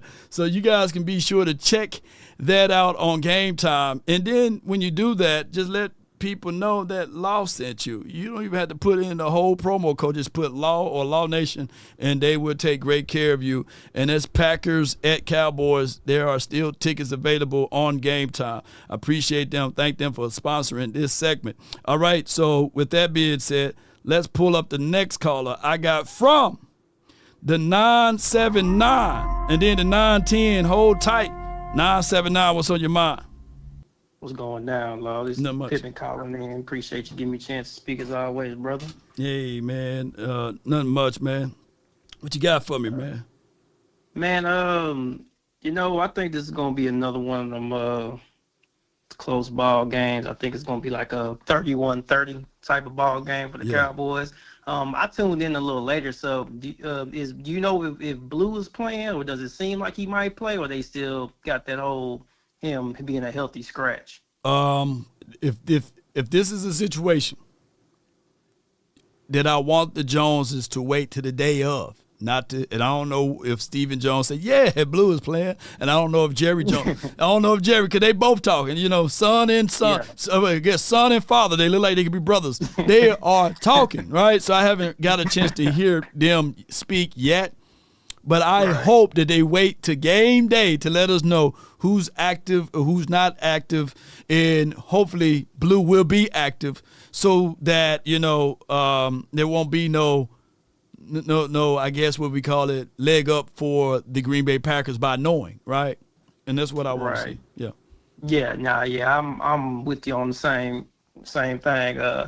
I don't understand why he wouldn't play, man, especially with Lamb being out. I mean, you need somebody out there with some game-breaking ability or the ability to, this whole thing about him not knowing the playbook, I mean, figure it out as you go, man. Just tell him, hey, run left, run right, you know what I'm saying? Just get it worked out. But yeah, I'm saying I think control time of possession. I think if they win the coin toss, get the ball, try to score first so they can at least get up on the Packers. And I think they can still run even with those two down offensive line. But that's just my thoughts on the game. But as always, man, appreciate you letting me speak, man. You take it easy. No doubt, man. That's DP, man. Good call from him. Sometimes when you are doing this content creation and you have a strong opinion, you will be considered a fool, right? Like when you go black or you go dark. Shout out to my guy, Boss Cowboy Sports.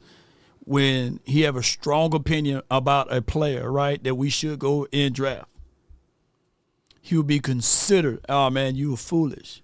Like there was a lot of people, like I think he had an INT this last game yesterday. Kobe Bryant, shout out to Kobe Bryant. He had a pick or what have you. There was a lot of people banging the table for him. But then there was a lot of people saying, oh man, he's trash. He won't be able to do this. He ain't gonna be a good player. But lo and behold, he's making plays. Just like when we were making the campaign for Keenan Allen. I'm quite sure, even though we got Pickens, it wouldn't have been us moving the way we're moving now if we had a Keenan Allen on this team, right? But I heard that he was washed. But look at what he was able to do on the field. The same could be said for those who were campaigning for, what's the guy, Devontae Adams. The same thing, we tend to be so quick to say, hey, that person is trash, that person is no good, or this person's opinion, his strong opinion about this particular situation. He's delusional, right? But what I'm getting at, ladies and gentlemen, is that sometimes it is necessary for us to stand tall with our beliefs, right? Because at the end of the day, we have no control of what's going to happen on the field. We only have our thoughts, whether they're good or bad, So it is for what it is. Let's go to 910. Too cool. You in. Talk to me. Law, what's up with you? Hey, man, all is well. Hey, let me ask you a question. On the left side of the line, Cleveland versus the Cowboys. Who have the left side on the left side line, left tackle and left guard? Who has the better two players? You talking about Cleveland Browns? Cleveland Browns. You got, I think, is Jadarick Wilkes still there? I had to pull up their roster, man. Yeah, he's still there. Their guard, I know that he's not of the skill set of Tyler Smith, so I can give that to us, right? But Jadarick, how you say that guy's name from Ohio State, right? I think that he's not even starting. They have Lucas Joel Bonito, how you say that kid's name? Some guy named Ethan Pokek, some guy named Watt Teller, and Jack Conklin over there for the Cleveland Brown offensive line. Is that what you're getting at, right? Yeah, so bottom line, Micah didn't have no sacks versus the Cleveland Browns, correct? Right. Micah don't play on the left side of the defense. He play on the right side. I think they tend to move him around. But he always get his stats from the right side, though. If you go back, you go watch Micah Parsons. Mm-hmm. Micah Parsons is a right side guy. He loves that right side. Yeah. And then in the last 2 or 3 years, he accumulated 6 or maybe 7 to 8 sacks from the interior too, from the A gap. So that's blitzing him from the inside. So how many sacks you think Micah have this Sunday night? I think if I'm the Packers, right, not to give away what we do, I think that he already know what the strengths are for far as Tyler Guyton, right? He already know how to pass rush against Brock Hoffman. You know what I'm saying? TJ Bass. He didn't know Tyler Booker that well. You know what I'm saying? So he's going to he knows their weakness. Terrence Steele, he knows what they can and can't do. So what I would do is with Parsons, he's a lighter frame, he's a lighter body guy, right? This should be a game that you double chin strap it up, get Hunter Lupke in the backfield. You stop playing around with Schoonmaker. I like Schoonmaker to this degree that he is considered a blocker, but damn it, Brevin Span Ford to me on tape blocks better. So Schoonmaker, less reps. I'm getting behind tight end twin sets, double chin strapping it up, and I'm running the first quarter. I want to wear that lion down because he's trying to prove a point. I'm trying to run at him. I'm trying to run through him. And I'm trying to put Brock Hoffman to when they knock him on the ground, stay on him, don't help him up. That's what I would do. That would be my game plan against the Green Bay Packers, running right at them. I think that's a good one. You let Williams run at him. Yeah. I think it's time for him to go to Jada. I think it's time to bring Blue in.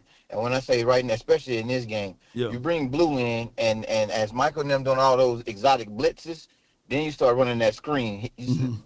Hit screen them up.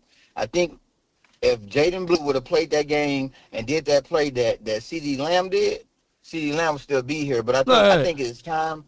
I think it's time for them to go and bring Blue into the equation now, man. Mm-hmm.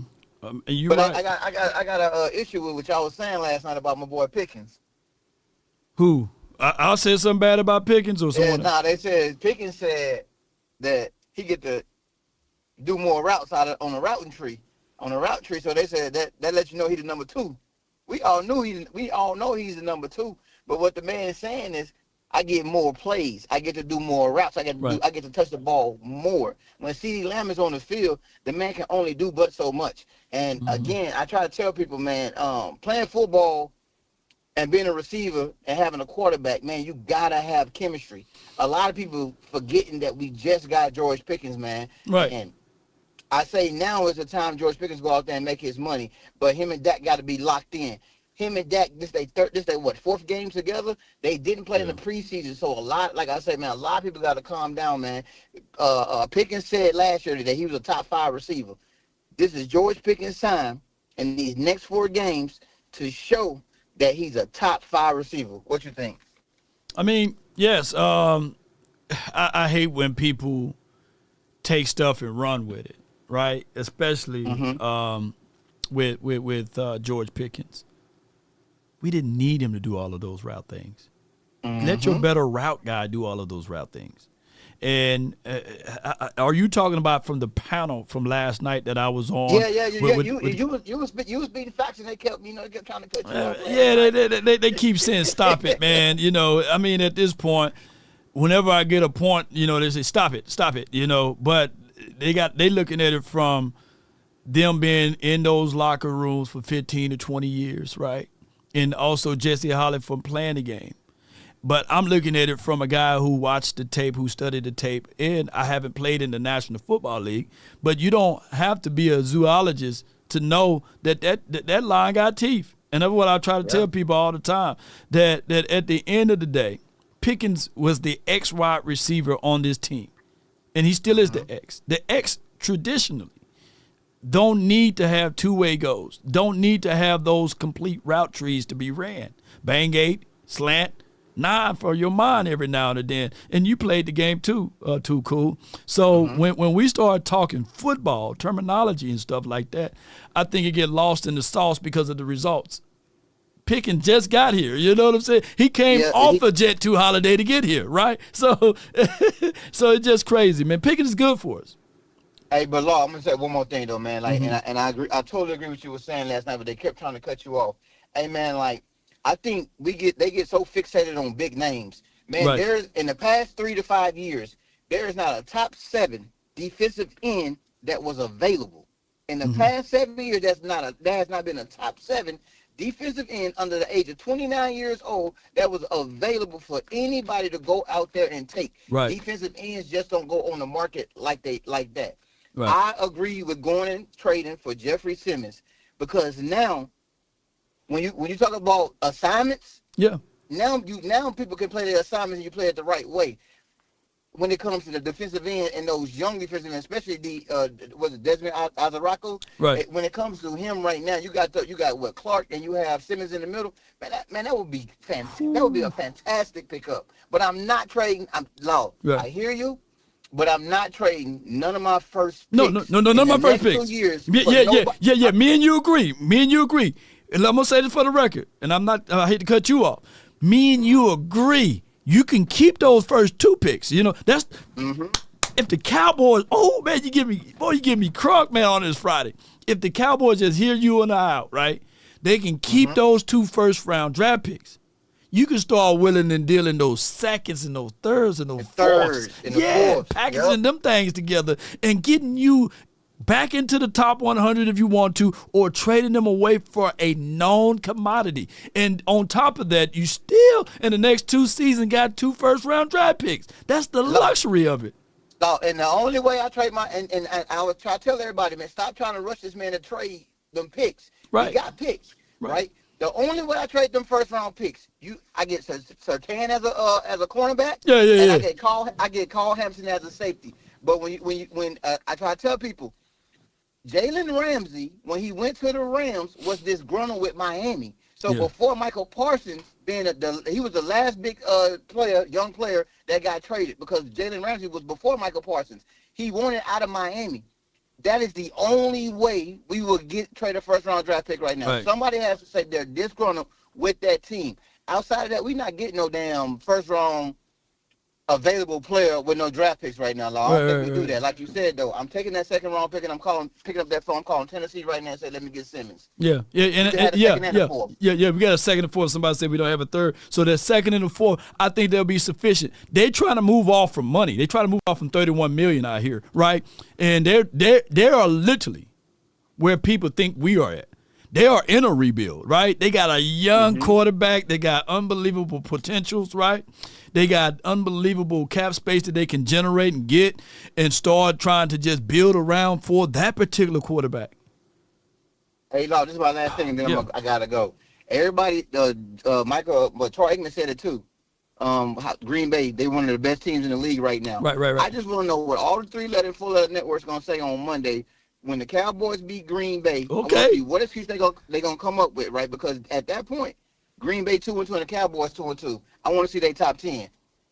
Come on with it, man. That's all I Appreciate got you, for man. y'all. Good call for you, man. Thank you. Yes, indeed. And if y'all understand what TC is saying, that's too cool. Let me know. Put a 1 in the chat if y'all like his theory on that. Like, I'm agreeing with him. If you want to hold on to those, use those first-round picks as leverage so that you can will and deal on the back end. I think Cowboys, if they stay with where they at, getting 2 first-round draft picks in the next 2 seasons, hey, man, just will and deal what you can on the back end of it, right? But at the end of the day, and I know, boy, I'm going to have to come up with another phrase because everybody keep thinking at the end of the day going in, all of that stuff from Glow. But what I'm trying to get at is that Simmons, man, that don't happen. Let me stop trying to rush this show. Let me slow it down a little bit. I'm going to slow this show down just a little bit. Y'all okay with that? Because I'm trying to rush the show. Let me talk in my normal speed right here. You use a second and a fourth or maybe shop a player for him. I get it. We just paid Osa. We just brought in Kenny Clark. Remember, Kenny Clark ain't a spring chicken, right? You get Simmons, who's 4 years younger, right? Who's by far, if you use ChatGPT, Gronk, or if you just use your own mind, he is considered a top 5 defensive tackle, where we've been allergic at that spot. Osa, in a right system, is considered Bennett, not Martellus Bennett, but y'all remember Bennett brother. He can be that person for us on the edge. He could be a bigger version of that. And I've got his name. Y'all put his name. I think it's Michael Bennett or something like that. If you look up both of them tapes, it can be a situation that we can by far, just like that, have the most dominant interior pressure in the game. And by, let's say give me November, December, or even to this degree next year. Donovan Ezeraku, I get it. Y'all talking mad cash about him on the negative side. Not everybody going to come into the league giving 10 to 15 sacks. But this would help alleviate all of the growing pains that he have, because now he can come in with fresh reps, with that ability next year when he put the peanut butter on his body and frame, he will be even better, right? Marshawn Nealon, I'm seeing some splashes with him. Michael Bennett is his name. That will help, ladies and gentlemen. But we can't fall in love with the picks. I mean, granted, Jalen Tolbert was right there in the second and the third round. Sam Williams, boss man fat, to a degree, Trayvon Diggs. We're not really good with our second-round draft picks. If we Schoonmaker, second-round draft pick. These guys, man, we can get rid of a Schoonmaker. We can get rid of, and Sam Williams, I hope you're not listening, but we can get rid of a Sam Williams type that took us forever to develop. We don't need these seconds and fourth-round draft. You can package those things together, get you a non-commodity, and everything can work its way out. I got from the 908 Swayze, then I got the 206 MJ. Talk to me, Swayze. Hey, this is Swayze again. It's been a while, guys. Love you, chat. The Appreciate objective Cowboy fan here who's like always right. I was actually listening to ESPN today, and and I remember I told you a couple of weeks back. I said, hey, why didn't Dak jump out the ship publicly and say, hey, like we would love to have Micah Parsons here, and basically give him a vote of confidence, like, hey, like I'm the starting quarterback. This is what we should do. We should sign Micah Parsons. They actually insinuate on ESPN, like the beat writers, the whole 9 yards, that Michael Parsons is actually an asshole. And a lot of and of course, it was teammates that loved him, but it was also a lot of teammates that he rubbed the wrong way in front office as well, which I was trying to get at the beginning. Like, as fans, we just see Michael Parsons on TV, but we don't know how it is to work with a guy that maybe an asshole. And we probably all worked with one before in corporate setting or someone along those lines who's probably good at their job, but they're an asshole. And it's like, hey, I can deal with it to a certain extent. You feel what I'm saying? But that being said, objectively speaking, we have a great chance to win this weekend. And the reason why we have a great chance to win this weekend is because Jordan Love is very, very, very overrated. Oh, yeah. We have the better quarterback. You gotta give him, once you have the better quarterback, you always have a great chance or a possibility for you to win. And also, Shotty, he needs to learn from he needs to pick up the phone and call Jason Garrett. And ironically, the reason why he needs to call Jason Garrett is because in 2014, when we had a terrible defense, how do we soften the blow of having a terrible defense? Control time of possession. Get the ball first. Control it. Use the whole play clock. Run like we can get 5, 6, 7 yards a pop, even with Tyler Booker out and the center out. I think we have Tyler Smith is that elite enough for us to even run behind him. Like, you kind of get what I'm saying? Like, so in reality, like, you need to control the time. Help your defense. Right. You kind of get what I'm saying? Like, just help your defense. And also from a defensive side, I think that the reason why we look so terrible, because I don't even think the defense is as terrible as it's been looking for the past couple of weeks, is because from a scheme standpoint, a lot of guys, I don't know if they're not putting the work in, but they just don't know what they're doing when it comes to playing that zone defense. Like, it's certain issues that could be fixed. Like, I get what you guys are saying. Of course, we need some guys and trade some picks to hold 9 yards, even though we got Javion Clowney coming in. But in reality, these are things that just from a scheme on defense issue that I've seen the past couple of weeks where guys running wide open. You kind of get what I'm saying? On zone, too. We're playing zone and they're running wide. It's not like, of course, Trayvon Diggs, Trayvon Diggs is coming off an injury, and for some reason they want to put him on the island. But you can just tell Trayvon Diggs, look at the film. You're not on the island no more. You kind of get what I'm saying? Like, right. But those things can be fixed. It's just a scheme issue. Like, what do you think? All right, so you said a lot there, and I get your angle with the Jason Garrett thing. Remember when Jason Garrett wanted to fight for his job back to call plays, he was denied from Jerry Jones, right? They saw him as a walk-around coach so that he can, be able to coach. And he had issues with time management, clock management. But Jason Garrett did state, we do what we do best, right? When it's time to get into those particular areas or parameters, Jason Garrett wasn't all bad, ladies and gentlemen. But the good wasn't enough to outweigh the bad, if you get what I'm saying. But if Schottenheimer needs to fall to the sword that he needs to die on, would be his principle of being combative and being competition and do what he do best as far as getting in their red zone. He did it week 1. I don't know what deterred them away from it from week 1. When we get inside that goal line, run the ball, right? Run the ball. When a player fumble the ball, don't put your wide receiver in the backfield. Put the other running back in, let him let him ride the pine that way, right?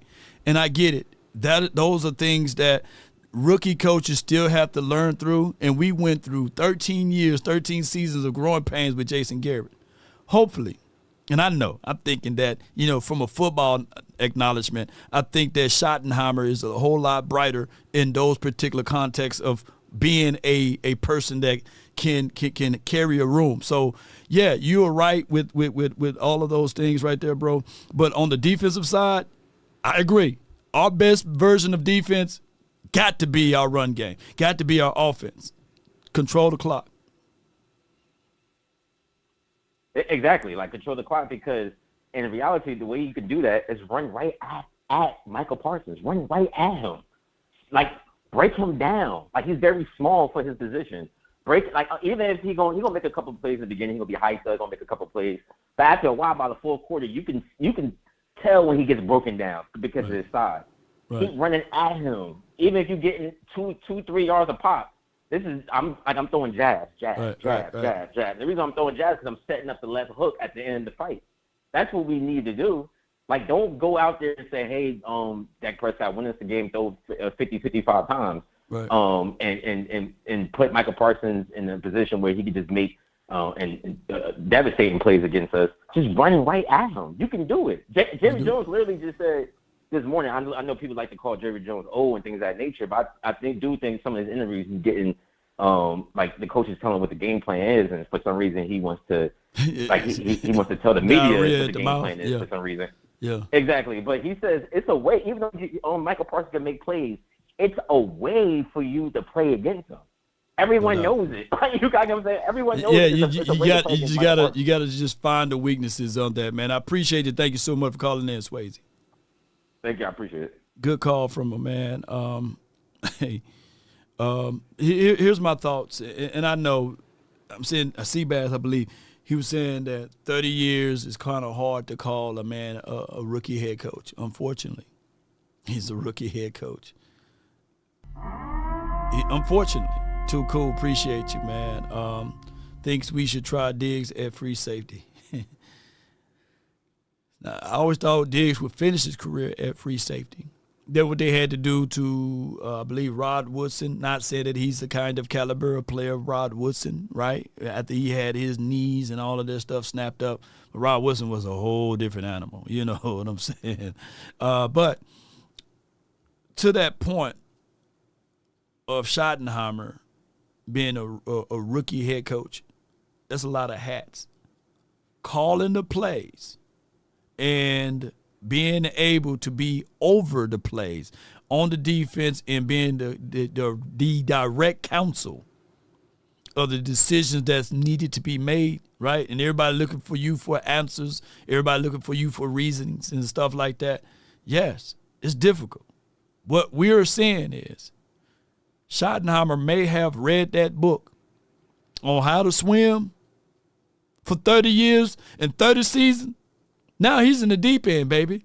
Yeah. With a meddling owner saying, no, you got to go like this. Taking out all of the things that he read, and said, no, you got to put this guy in. You got to play my money. So he got to challenge all of those things. And he got to be able to make sure that he don't have diarrhea at the mouth, right? So it's just different, man, being in the seat. A lot of people think that they can be in this seat too, right? A lot of people think that they can deal with going live every day, reading the comments and and saying, okay, man, I can do a better job than Law Nation. I can do this. It's easy, man. You know, I can yell at the mic. I can do these things. But there's a lot of things that goes on behind the scene that a lot of people don't know, right?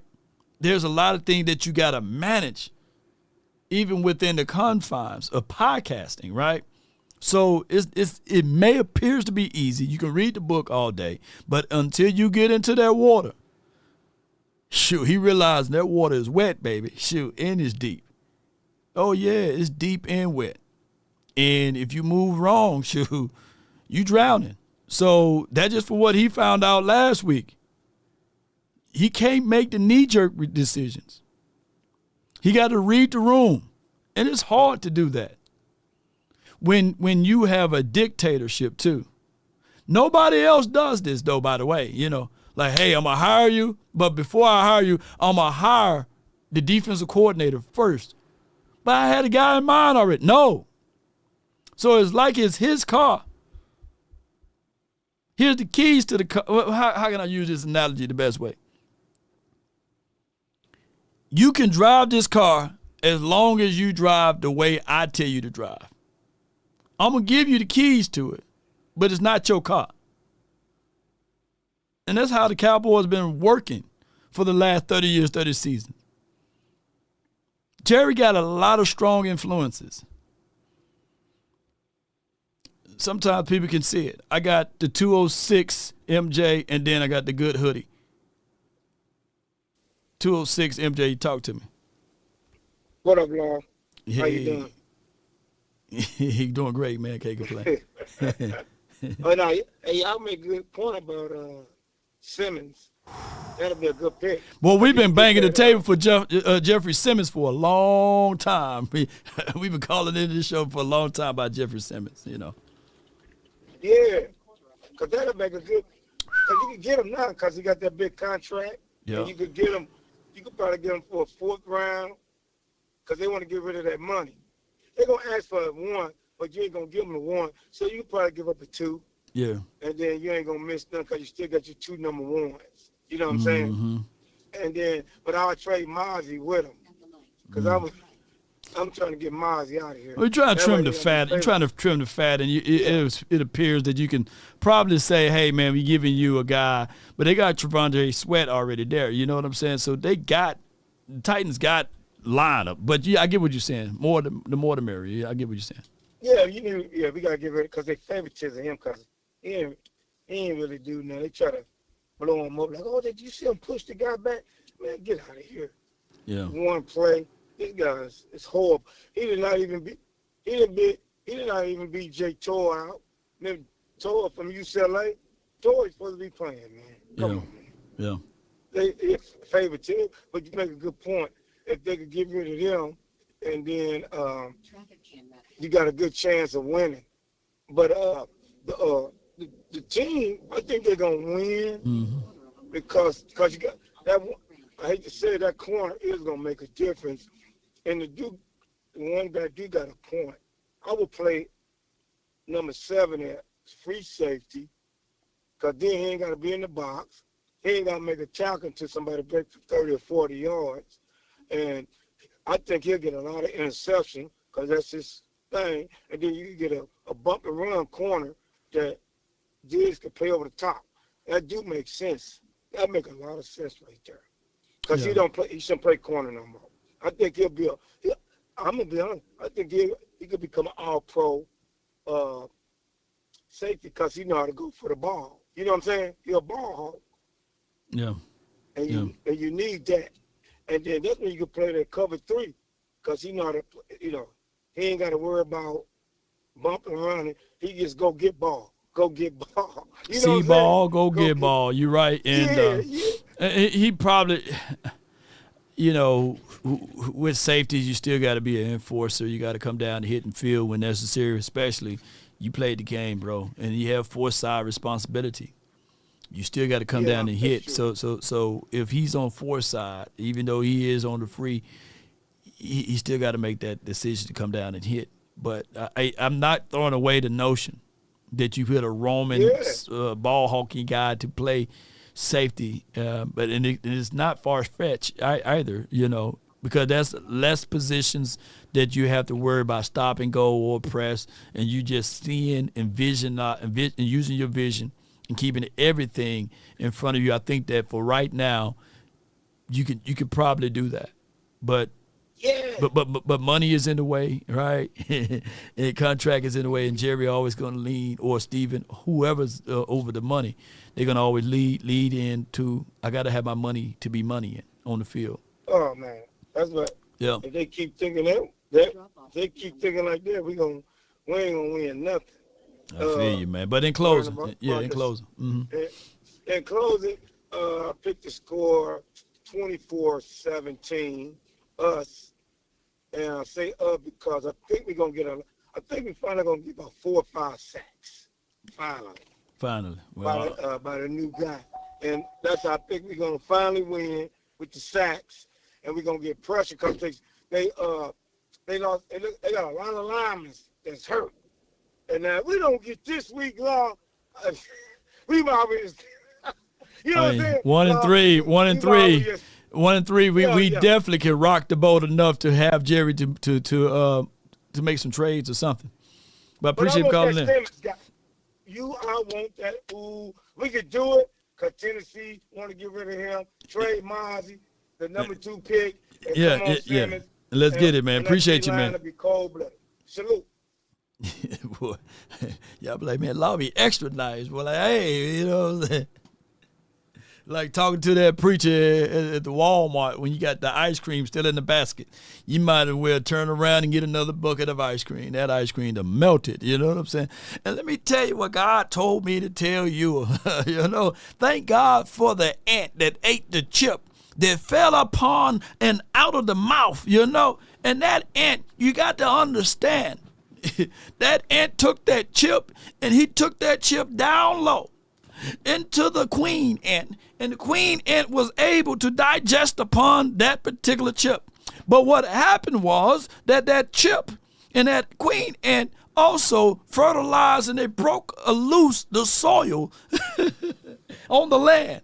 And then on the land, the birds were able to eat thy worm that came up out of that loose soil, you see? So it all became of the blessings of the chip that fell out of your mouth. Slap your neighbor and tell him, you never know where your blessing is coming from. In closing, ladies and gentlemen, there's a God somewhere. Yes, indeed. I got the good hoodie, and then I got 815, Brandon. But the good hoodie from the 217, you're live on The Nation. Talk to me.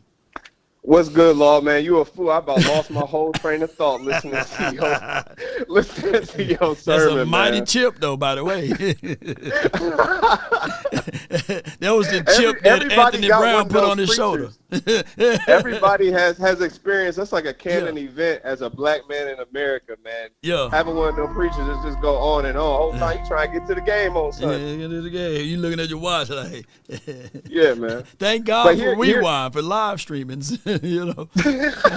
Watch the sermon on the mind later.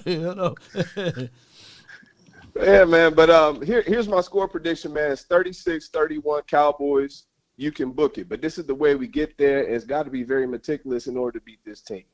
Now, we already seen the Cleveland Browns beat the Green Bay Packers. And I would like to assume that we are a better team than the Cleveland Browns, okay, with Joe Flacco. But the way you get there is this. You need at least 15 points from Brandon Aubrey. And that's a little easier than I'm making it seem, because all you got to do is get past the 50-yard line in order for him to be successful and make an impact on the game. Right. Secondly, we need elite game manager Dak Prescott. Hold on, I got a super chat. Give me 1 second. 1758 game $10. Law, let's be real, it's the coach's job to put the players in the best position to make a play. So when players on defense are out of position constantly, that tells me they're not being coached correct. All right, so I'm definitely going to take that super chat after my guy Hoodie gets off the channel. But go ahead, fam, with your points. For sure. Elite game manager Dak Prescott, meaning we don't need you to take risks this game. If it's not there, we would rather punt than have an interception. Play the field. We would rather pump than have a fumble. Okay? Kick the ball off. Live to fight another day. Number 3, they gonna block up Pickens. So we need Turpin to go off like it's the UFL. Yeah. We need Turpin to get loose and Javonte Williams to be effective in the run game. But I'm not as much afraid of Micah Parsons this game as I am of that Gary dude. I watched the last couple games from the Packers. Gary. Yeah, Rashawn Gary. That's the one you got to look out for. I think with all the attention on Micah, he's going to have a lot of solos and one-on-ones with the offensive line that's a little shaky right now with injuries. But go Cowboys, man. Love your channel, Law. Salute. Appreciate you, man. That's the good hoodie. Not to get confused with Hood Quavius Cushion, you know. All right, so that was a good super chat right here. And that's what we battling with, you know. Let's be real. Read this again, 1758 game. Appreciate you so much. He says, Law, let's be real. The coaching job is to put the players in the best positions. We agree. Influences are major thing. And no matter how I break it down, chop it up, the front office got a lot of influences. They have a lot of influences. Unfortunately, they determine who gets the ball. That's not been told not just by me, but by multitudes of players who played and was inside the locker room. So I'm quite sure that they want to see their money in, and they want to see their star players on the field. They say, hey, if he can move, put him out there. So they literally want to see those things. And unfortunately, that's where we're at with this team. Remember, winning is not the first goal here. Soap opera is selling tickets, being able to be hyped up and talk about, getting certain type of style points. They don't want that boring offense. You know, I was listening in to Drew Brees, and he said, man, the Philadelphia Eagles, with all due respect, they have a boring offense. They win, but it's boring. Whereas we trying to let people know, bump all of that high styling and all of that flashing stuff. Let me win games boring. Let me win a Super Bowl being boring. Let me win by running the ball, playing. Look, the 90s Cowboys offense, boring, you know. Let us win by being boring, you know. Let us run the ball. Troy Aikman only threw 16 to 20 times on average. We can talk about, hey, that's just how the 90s were. Bullsugar, because Jim Kelly was throwing the ball all over the field. Elway throwing the ball all over the field. Marino and them were throwing the ball all over the field. But, you know, we want excitement. We want to sell tickets. We want to have the need to be right. Let us be boring, shoot. Let us win that way.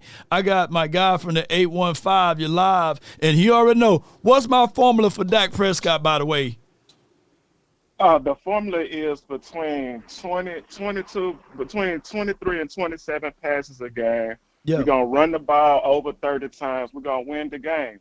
And like the last caller said, if he's the ultimate bus driver, because he ain't an airlift carrier, he's not a force multiplier. So if he sticks to that, I think we absolutely has a chance to win. I think we should also, I'm not gonna say don't be afraid of Michael, but we need to make sure we trying to hit every level of the field. So don't eliminate one side of the field just to make a point and say, hey, we don't want him to get involved. To me, that would be stupid. That would be selfish. And I honestly believe we have a 10-win team. And why not get the second win of the season against Green Bay, the team that's been a thorn in Dak's side, not only in the regular season, but Hold tight, got a super chat. Too cool, $9.99. That's not true coach's coach, but when money involved you get paid too much for me to pull you off the field. You have to be able to self-correct. Yeah, so Too Cool, I think that's a pushback on the coaches. He says that's not true. Coaches got the coach, but the money is involved. You get paid to do too much. I guess going back and forth, you got to pull the money off the field. You have to be able to have self-correct. I get what he's trying to convey here, but it's too much, bro. It's too much of former players who played for the Cowboys to say, hey, they determine who gets the ball. Unfortunately, I hate to have this conversation. You get what I'm saying, Brandon? Yeah, look, Law. Don't. I want to, because I want to be nice today. So look, I think we again, like I said, we're a 10-win team. If we stick to the formula, like Law said today, I'm glad he brought up the formula today. Finally, if he sticks to the formula, we have a good chance to win. And like the last caller said, Jordan Love, I think he looking for himself right now. So let's sneak and get us a win. 24-27, Cowboys win. How about them Cowboys? Shout out to Law. Shout out to the nation. Hey, Dak, I'm watching. You still 2-5 in the playoffs, though. Boy, he couldn't help himself. Yeah, that's my formula for Dak Prescott. The formula for the Eagles people over there, 16 to 22 throws. You know what I'm saying? And they winning. They winning. I'm not dialed in for no moral victories. I'm not dialed in for, hey, man, we got close. No. The formula works. Formula works. It worked for Ben Roethlisberger. We had fast Willie Parker and the other running back, Jerome Bettis. Look at his attempts on throwing the ball. Got 2 Super Bowls. It worked when Russell Wilson. Let Russ cook wasn't the formula for success for him. Go back, and, of course, he had LO, Legion of Boom. Of course, he had that. I'm not saying that your 10-year pro starter quarterback that you're paying $60 million, what you mean put a governor on him? Yes, put a governor on him. Run the ball. Run that ball. I got from the 206, Eric, you're live on the Nation. Then I got Zeta, not Beta, next after that. You're live, 206. What's up, Mr. Aikman, bud? Doing great. Can't complain. Well, I tell you, that was a great win by my Seahawks last night. Oh yeah. Pull one through, man. I don't know what's going on with Marvin Harrison on the Arizona though, but you know, hey, a win is a win. Yeah, and then I think the best case scenario would be to somehow have a spy on Micah for the entire game on defense. That would probably be the best case scenario. Yeah. Okay, to spy Micah, I mean, I think that's what teams been doing since he's been in the league, since they known that he's a pass rushing specialist. Yeah. That you slant protection his way, and then you add a tight end on the side that he's at. Yeah. And you make sure you got a running back in the backfield that they can make him pay. I think that if he's engaged, I saw whereas Quinshawn Judkins, they gave him little rib tips. You know, hey, get him out of the game, hit him up, beat him up, make this a 60-minute battle because you knowing that he's in a ramp-up period. So this game, 4th game, maybe he had 40 to maybe 45 snaps. So out of them 45 to maybe 50 snaps, I meant to say, you make them pay for every snap. You touch them, you move them, you make sure you lean on them. You make this game physical, but don't make it personal. Yeah, that's with anybody on that team. You make it physical, but don't make it personal on offense. I've always wondered about this. Like, is he one that was expecting to fight? You know? I don't know. I don't think that we've seen him fight or what have you, but we've seen him play mad and get angry. So we just want to keep him mad and angry, man. Keep him unfocused and use what you do know about him against him. But I got a super chat. Give me 1 second here, okay, Eric? 1758 game $5. Laud Jerry Jones is the Trump version of the NFL, big ego and very self-centered and ignorance. 80+ NFL GMSMH. Yeah, shaking my head, man. Great super chat, 1758. In closing, what you got for me, Eric? In closing, how about them Cowboys? How about him, man? That's my guy, Eric, man. Been a follower of the channel. He's a diehard Seahawks fan. But he's also a Cowboy Law Nation fan. So And right now, Seattle Seahawks, what's their record? I forgot to ask them that. You know, they're looking good. Yeah, Jerry Jones is the Trump version of the NFL. I mean, when you got big egos and your way is the right way and the only way that you see it, then, of course, you get labeled with that. And Trump got his vision and his views of things just as well as Jerry Jones, and they are very aligned properly. You know, it's hard to tell them boys what to do, and they're going to live by that, fall on their sword. I got from this 205, you live, talk to me. Yo, Law, man, I can't wait for this game on Sunday, man. Come on, I just want to say, this game plans for Green Bay got to be around Jake Bird. I mean, we've seen Hold tight, got game. a super chat. Too cool, $9.99. Think the hardest thing is for people to understand Jerry is GM and owner. He tells you who plays. When he cuts check, that's the price of business.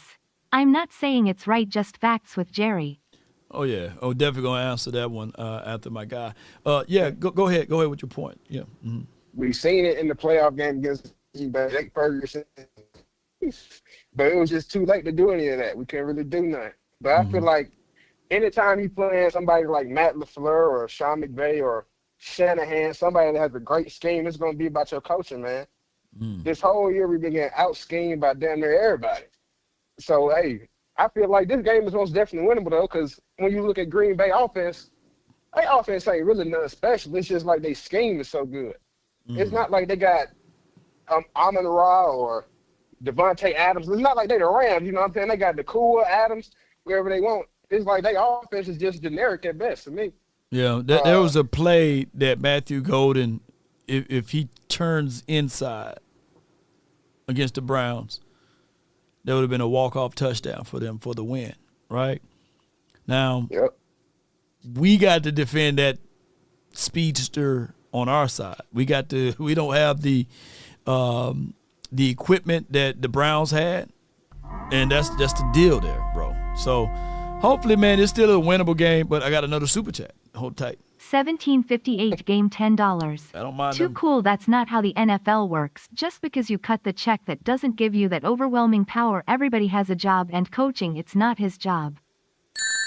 They dropping them coins off. I love the money battle, man. Shoot, we can sit all day and have them battling each other. I'll let AI teach it to speak.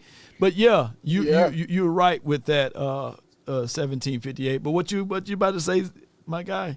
I just got to say, man, just don't sleep on Green Bay. I got a couple more points to make. Go ahead.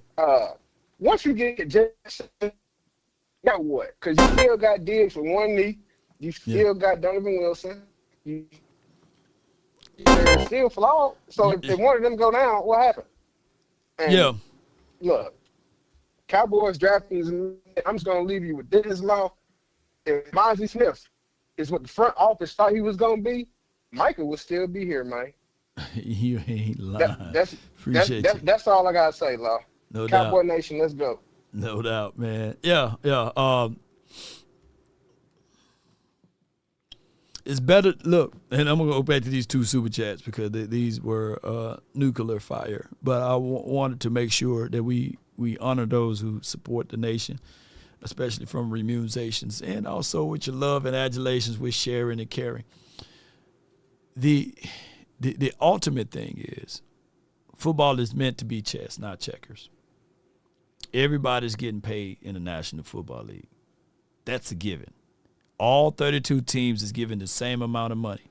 How you manage those funds is everything. And Jerry, he is a guy, or Steven, whoever really managing the funds. They just like any of us.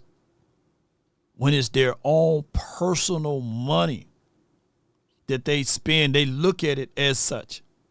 Because I think it was the owner for the Dallas Mavs. What's the guy name?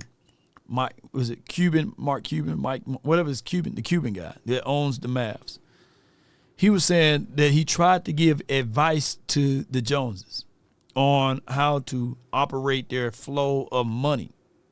And he said that, and I'm paraphrasing, he said that the Cowboys use Cowboys money to to fund their things, whereas other owners don't. They don't use the revenue for the Cowboys, for their team, as the way of them improving. 1758 game $5. Too cool. I'm pretty sure you're related to the Joneses. Open mouth smile, open mouth smile, open mouth smile. And Law, we love you, man. You deserve 1,000 more super chats. Hey, man, I appreciate it. Help is on the way. Help is on the way. In 1758, he stays too cool. That is not how the NFL works. And, of course, he's right. But unfortunately, in Jerry world, it works this way. I need to see my money. And, you know, and he did the same thing with the previous head coaches. Remember this. Jason Garrett was never fired. He coached until the end of his contract. Remember this. Mike McCarthy was never fired. He played to the edge of his contract. These guys walked away from their jobs under their own power. Because Jerry was looking at it like, hey, I'm not finna send this guy on a vacation. And I still had to pay him $4 million. Plus, I'm paying another coach. You must be out your mind. I'm not finna do that. So unfortunately, that's how we are. We are up against those type of odds, ladies and gentlemen. All right, I got Big Amish. Oh, hold on before I get Big Amish. All right, boy, money fight, boy, I tell you. Too cool. $9.99. 1758 respect, brother-law. I love the content. I really think your platform is a great place for you to just the great debate. 1758 I get your pointing and logic, just see it differently.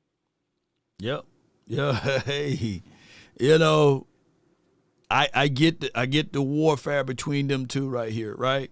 But at the end of the day, boy, everyone have a reason, but results are what matter. Ain't this right? I got Big from the 202 Amish. Talk to me. How about them Cowboys, y'all? Yes, indeed. How about them, y'all? We're going to start off with the victory, 24-20. Okay. Special teams and turnovers played a role, and TOP. But we're going to have a wild game. But 24-20, Cowboys on top. That's what I want to see. Now, the issue of you brought up Russell Wilson and having Marshawn Lynch. Right. And even Troy Aikman obviously having Emmitt Smith. Before I go into that, Parsons is gone. He's not on the team. He doesn't deserve any type of tribute tribute at all. He's not Emmitt Smith or Charles Haley coming back. I mean, he left for, he was already old. He was just, but Emmitt Smith did won some Super Bowl for us. Okay, you could that he deserves. But Micah Parsons, he's been here 4 years.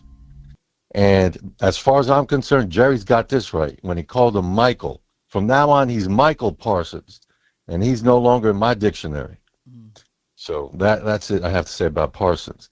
Now, going back to quarterback play and running the ball, don't forget what Troy Aikman, maybe in his first year, and on a couple occasions, he threw for over 300 yards. But in his first year, he threw it because they didn't have a running game. He had to throw it. But once they got that running game established, when they were down in the red zone, you knew dollar for dollar they were going to run the ball and demoralize your defense. They weren't getting cute about it. And you know who got cute? Russell Wilson. In that second Super Bowl, instead of handing off to Marshawn Lynch, what did he do? He got cute. He threw the ball, and the rest is history. They lost the game. All you have to do is, what is your bread and butter? Demoralize the defense so they're not that team's not coming back. That's what we need. We need that efficient running style. We have Javonte Williams. We just need that home run hitter. Yeah. Thunder and lightning, and let that play out. We have to get into that 13 personnel, use Hunter Lipke, even as a running back or screen with Hunter. They got to get used to those big guys up front with the tight end grouping that we have, that I think is the difference maker in this game, by the way. Yeah, no doubt, man. Appreciate you, man. Thank you so much for calling in. Appreciate you. And thank you again. That's the big Amish, man. Ooh, 1758 game $5. Lord, you need to schedule a debate between me and Too Cool 5.00 say that I come out on top. Pause open mouth smile. Hey, wait.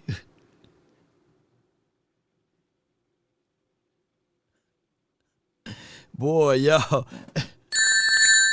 dropping them coins over here, man. I appreciate you. And Too Cool said my last name is Jones, and Too Cool Jones states also. So TCJ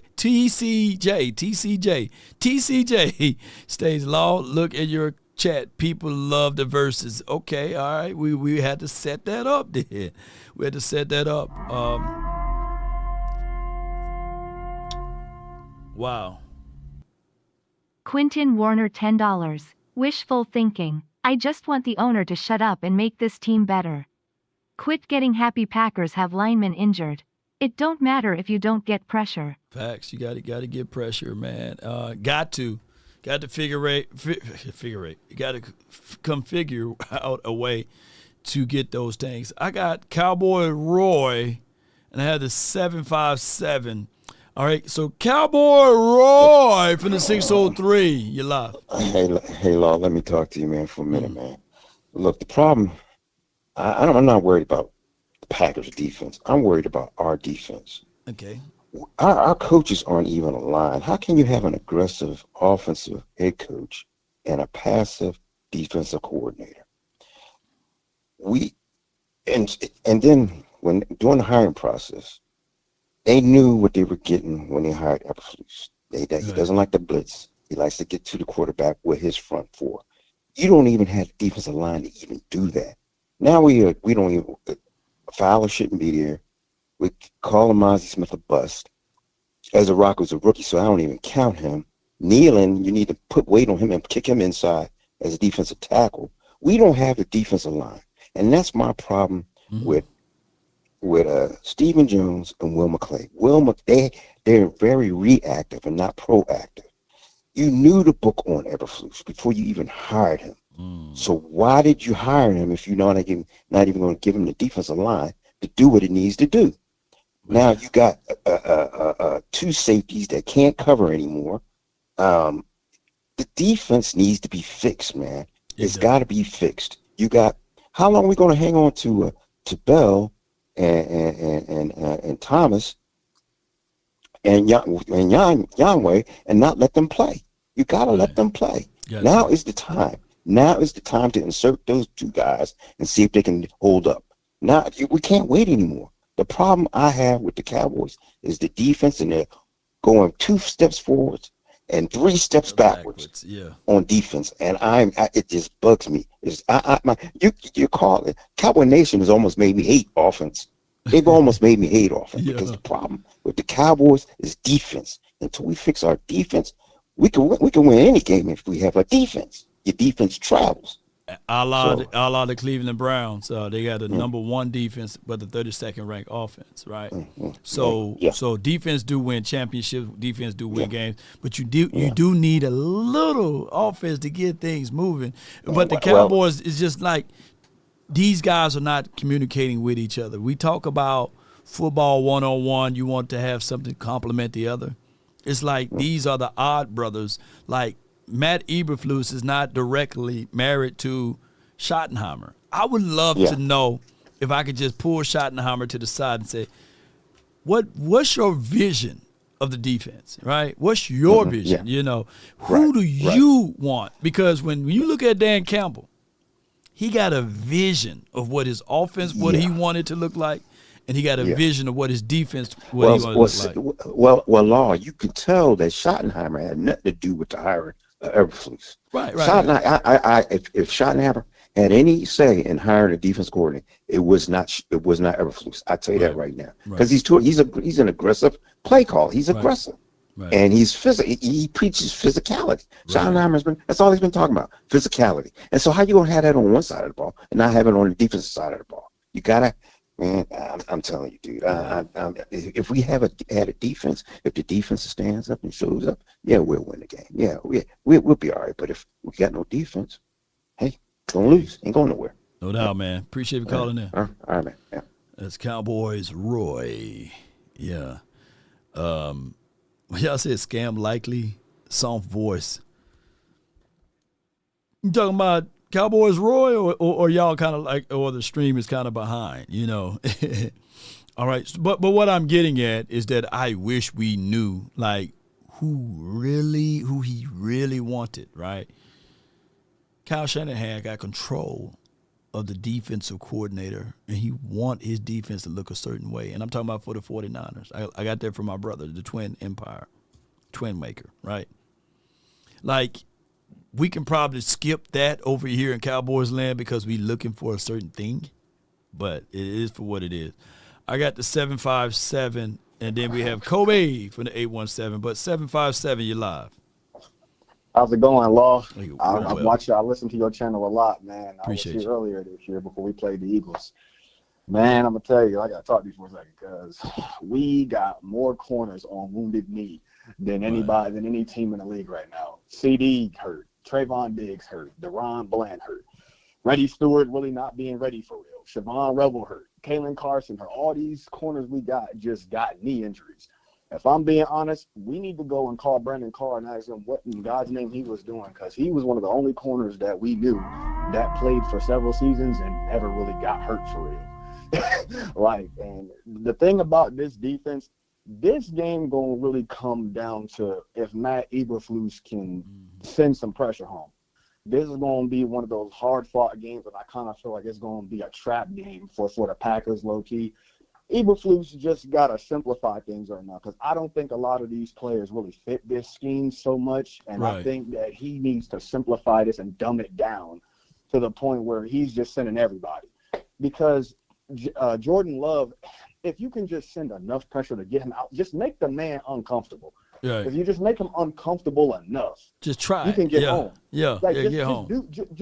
Just do something. Don't just sit there and just watch the whole team just get exposed. Do something, anything. Hell, why don't you go out there? Come on, do something. Yeah, do something. do something, brother. Because I feel like we really need to do what the Bears did to us last game. They just ran the ball down our throats they held the ball for 10 straight minutes. Yeah, that was it. 19 play drive. Was it 11 or 19? Like almost 20 plays. Yeah, because we already know. Everybody say, well, it ain't really going to be personal for real. Well, maybe not so much for the Cowboys, but for Micah, he can say what he wants. It's going to be personal to him, bro. He coming. And the thing is that the only way you really going to deal with that, because he played with us for so long, so I'm pretty sure they know how to somewhat kind of contain him, and that's going to be running the ball. Running the ball down their throat, not letting him even get close, and if we start to pass, it's going to be quick dump-offs. Since CD's not there, Pickens going to have to step up. Turpin going to have to step up. Tolbert going to have to stop doing dumb shit. Excuse my language, but he going to have to step up too. Everybody's going to have to step up, bro.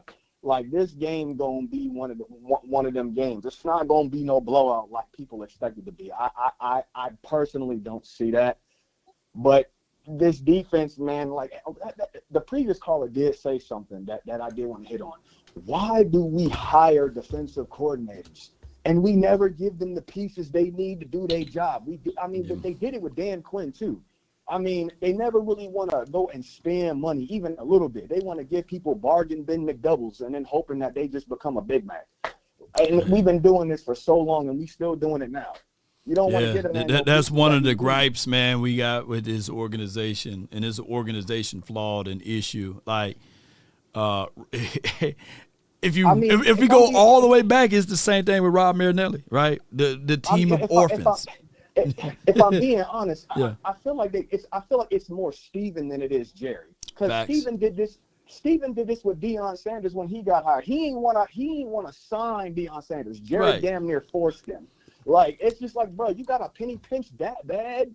Like, man, you got money, do something. Like, I don't condone violence, but if anybody, Stephen Jones remind me of that kid that you play football, you go in that locker room, you turn the lights off, you have that soap in the sock, and you beat the brakes off of him. You're like, yeah, you made the team because your daddy coaches the sidelines of the team. You know what I mean?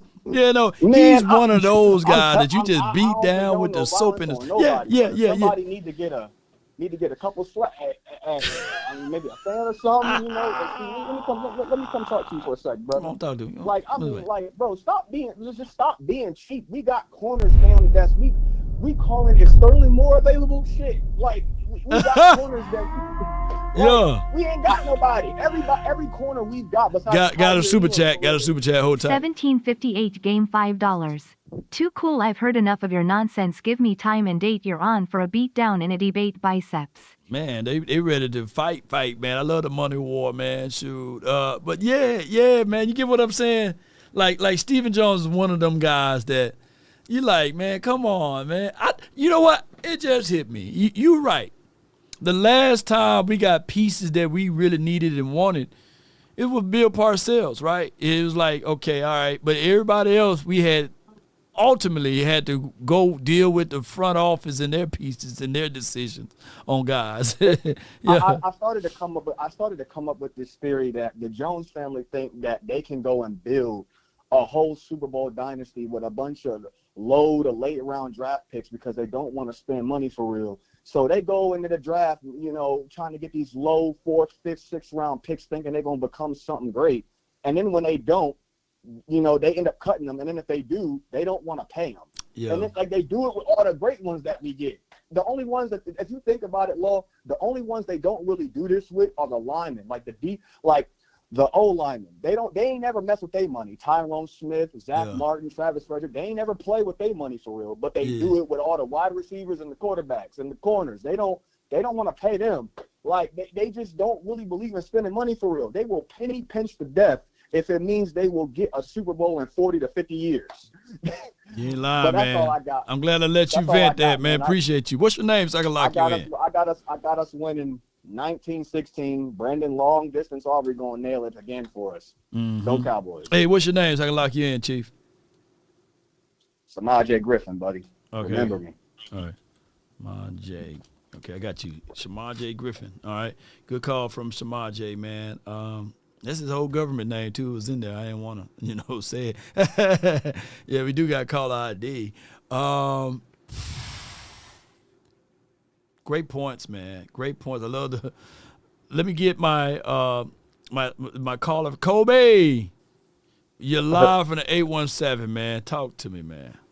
What's up, my dog? How you doing, baby? Hey, man. All is well. Hey, I got a quick question. So, do you think this Elam, Kyer Elam, you think that experiment is over now that Bland's back?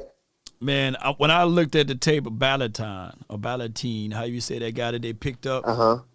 Yeah. I like him. I'm going to do like a little. We faced him a couple times. Yeah. He's a little bit more stickier. Like he hips the wide receiver. He got good inside play.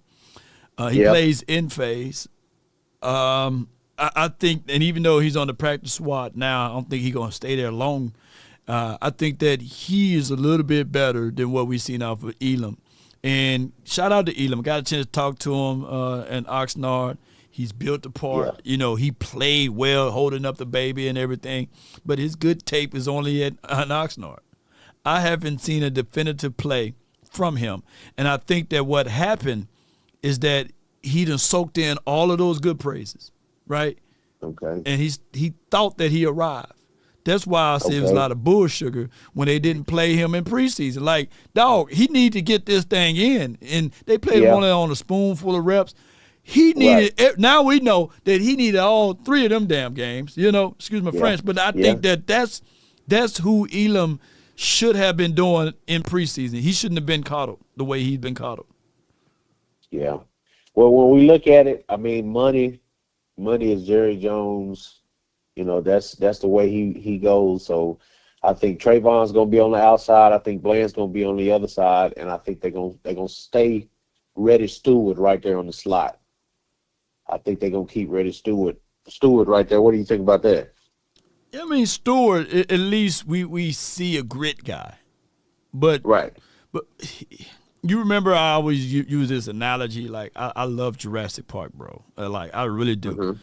And those Yeah. Raptors, how they was communicating, even though they were smaller in size, but they played like with that unique cadence, or like they played as a hunting pack. Right. That is what we look like in training camp. Can you imagine going all through training camp? And can you imagine having these guys like a Zion Childress, like the other guy from Mississippi? I've got his name tip of my tongue. Lord forgive me. 48. Wasn't it 48? No, that's Childress. The Childress. Keemon Hall. Keemon Hall. All these boys, they fighting for a spot. They showing they're competitive, and they say compete, compete. And then you get right into the season start, you cut them, and you bring in somebody who not even been playing with these group of guys. So now they got to learn how to play with these other guys. I'm like, what was the whole point of saying compete? And even though Reddy probably been a little bit, Reddy and Zion, they probably been like this much difference between the two. But Zion knows, like DBs, people fail to realize DBs and linebackers, they are in sync with each other. So now you throw Reddy out there, and he's not really in sync. That's what, when you go back and watch that 3rd and 2 play, that everybody lined up at damn near in the bleachers or what have you, right?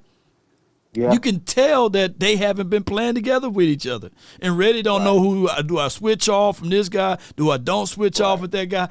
And you see those things in physical live games, and we're saying, what the hell, you know? But none of these guys play with each other. Pause is necessary.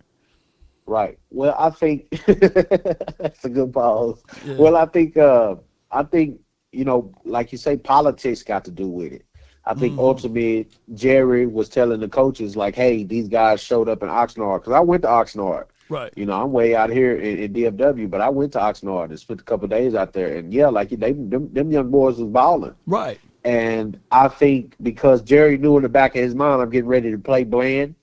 Trayvon Diggs was already looking on the up, right? He was already looking like he was going to be playing sooner than expected. I think Jerry ultimately, you know, told the coaches, like, hey, yeah, no, we're going to sit them out for preseason. You know, we've seen what they look like. We're going to sit them out because Bland is on his way back. So I think politics had a lot to do with that situation because I'm with you, man. Them dudes was balling, man. Especially Elam, man. He looked really good in Oxnard. He did. Yeah, he looked good. Like come on, man.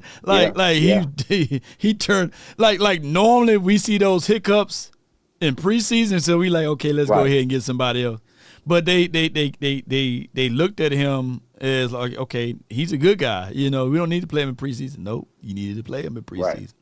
But I appreciate you calling in, Chief. Yeah. Yep. Good call from Kobe, man. Like I said, man, it's crazy how we look at that. It's flat out crazy, man. You know, and Sleeper is the #1 fantasy sports app. It pays to know sports. Pick more or less on top players. Your first pick is on us, so start winning now.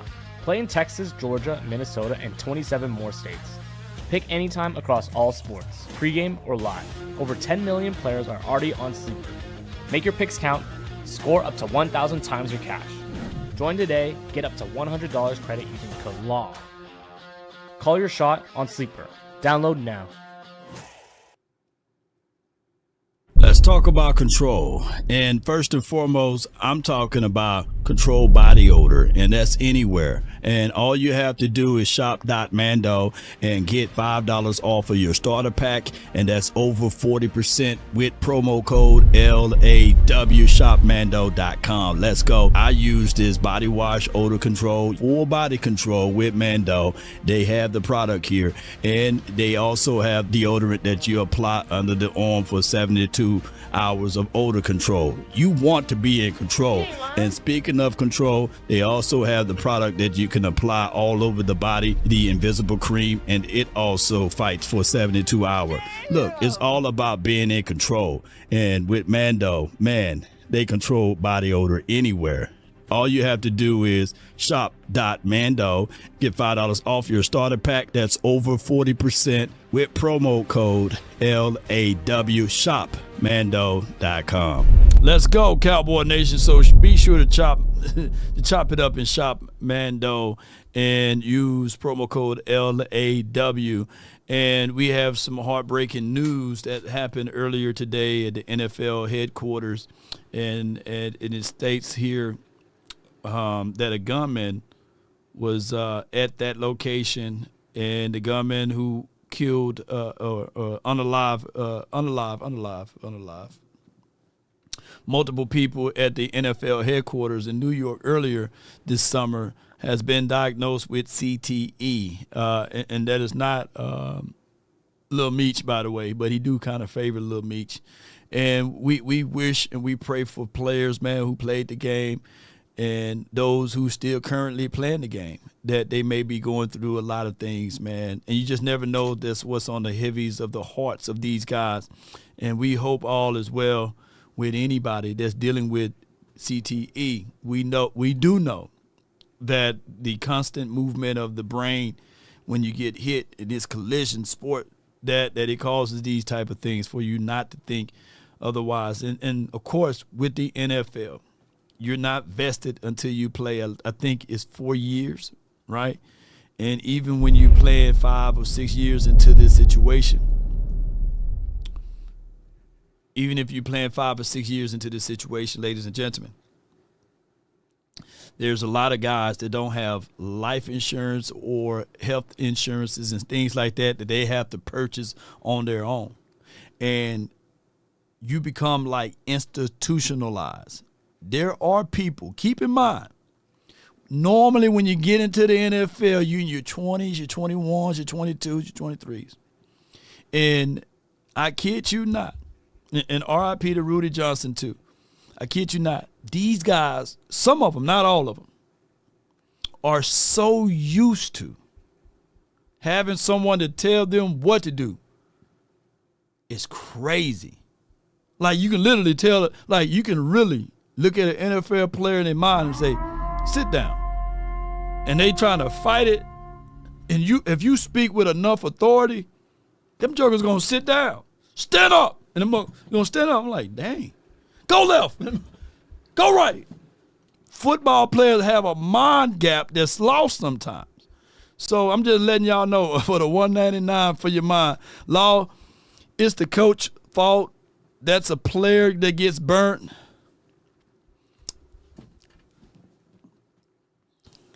Two things can be true, though. Two things can be true. Like Elam on that deep pass, and he's got doggone near covering up the eyes of Malik Neighbors in that Giants game. I mean, if you're a playmaker, you're going to make that play, baby. You know, you still, like, we got to understand we are at war with talent, too, now, and scheme fit. But it's coach's fault when his Sanborn got to flip his hips. That's how he opened up his hips like that old iron board. That's coaching. There's no way on this earth that all of a sudden Sanborn is going to become a better coverage guy. It's coaching when you relied on Kenneth Murray to cover, right? He's not going to get better at covering. Matter of fact, throughout the course of the years, throughout the course of this year, he's going to get worse. Right? So that's how that goes. It's a little coaching and it's more a lot of talent too, you know. 1758 game $5. Why would you please explain to everybody how almost the same roster under Quinn what's 10 times better than his playing today? Why would you please explain?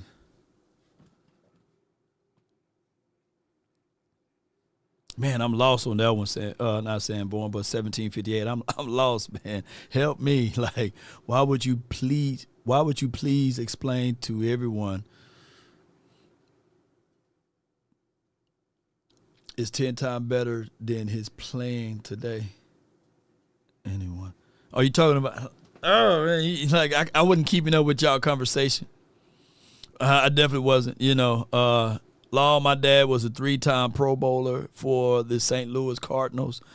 And I have a lawsuit for the CTE as well. He passed away in 96. R.I.P. to Bob, man. I appreciate you for sharing that. 71 offensive tackle. Look him up in 1962 through 74. Yeah. It's hard to declare. I don't think that if you had the autopsy report done, I don't know, man. But I hope all is well with your father in 1996. Losing a loved one is always devastating, right? And especially we can all battle like wrongful death lawsuits and stuff like that, or just getting the things back that's necessary that you earn. And the NFL, I hope I'm not speaking out of term, but there's a risk that's involved, right? So that's why they pay a lot of money. But where the NFL do the most damages are post-career players. They don't do a great job of post-career. And there's a lot of folks that's on NFL teams.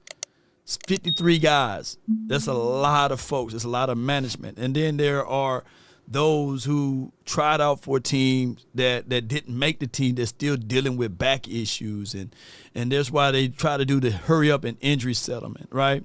And I was talking to a certain player that took the injury settlement. But he's like, damn, I shouldn't have took the $380,000.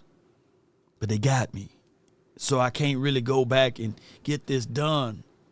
Now I got to walk with this, and I got to sleep with this conditioning for the rest of my life. For the rest of my life. And that's life too.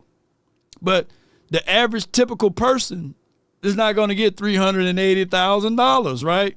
For trying out for the Cowboys or making the practice squad and making doctors' salaries for at least 2 or 3 years. That's what doctors make, $500 to close to $1 million a year, right? So these guys, they get out, now they got to go back to the common world and they got to figure out things. So it's hard, man. It's hard to break that down. But if you get hurt while you're in the National Football League, just measure twice before you take that settlement, man. Just make sure that you're not cutting yourself short for the short-term gain, right? Because sometimes you need to go back and see some more independent looks on things, right? Too Cool says it's not the coaching fault, but 1758 say it is. Man, I get what y'all battling over. Look, Sandborn and Sand of Time says running out. Yes, indeed. Cowboy Nation. My battle cry is this right here. We can be victorious. We will be victorious. We need to say to ourselves, let us not fall into the traps of we don't have a chance. I want us to get our mindset together to understand these things. I got Quentin before we depart. We got a super Quentin chat. Warner, $5. Let me explain. You only have 2 players on the team from that time at skill position. That's CD and Doc. Oh, yeah. Well, shoot.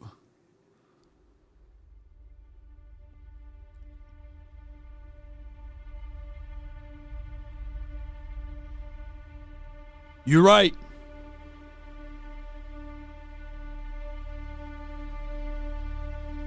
Too Cool said, go read my super chat about Sky and Foots. If I can go up that far. Yeah. Appreciate you for your support. Thank you so much for your support. Is it right here? Too Cool for the $4.99 for your mind.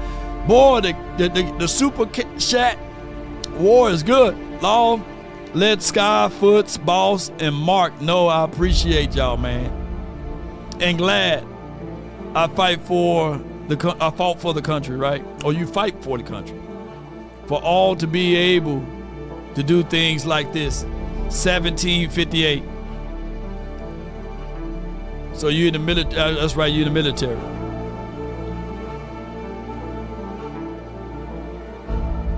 That's why they're not the same team. Yeah. Woo! Reginald. It's not a super chat, but I'm going to read it. It says, Law, it comes to the point that the reality need to be expected. In reality, no one knows the day nor the hour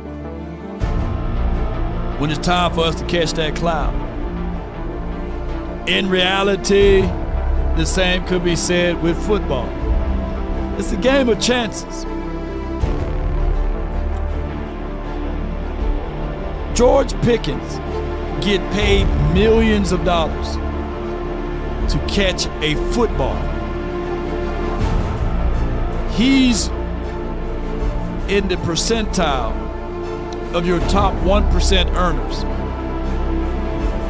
of playing a game of catching the football for millions of dollars.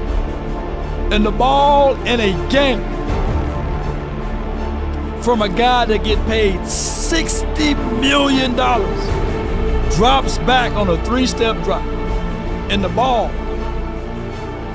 hits a wide open George Pickens. The reality of it is that none of us that's watching today, right now, is getting paid millions of dollars to catch a football. But our passions and our love for the game, we can go right outside right now and we can catch a football for $100, won't drop and won't hit the ground. These guys practice day in and day out. So the expectations of catching that football game, yes, I agree. The reality versus expectations that he got to catch that football. Now, I have the expectations that I got 2 little ones that we just left the water park. That my expectations is for them to be better than me. My expectations is for them to graduate and do well and do wonders. That's my expectation. But the reality is that they got to want it for themselves. Sometimes we got to mourn the loss of who we thought people will be. And sometimes this particular team, when we sit back and we see the realities that the Joneses, we played that clip earlier. Shall I play it again? We're going to make this a long outro for those who left before the benediction. They got to understand the cost that I'm about to bestow upon you all.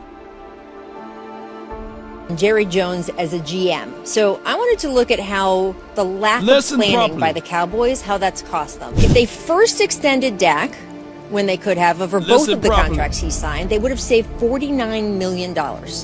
If they first extended CeeDee Lamb when they had the opportunity and what the market was, they would have saved $14 million. And if he had extended Micah last year when he did the Dak and CD deals, he could have saved $36 million less than what Micah eventually signed for in Green Bay. And that all adds up to about $99 million you could have been paying other players. And then, of course, if you had put him up for trade in the spring, you could have gotten him out of the conference. The trade package, even if you stayed in the conference, the Packers would have been forced to give you more. Got rich and still on some hooligans. Appreciate them and my boys over there.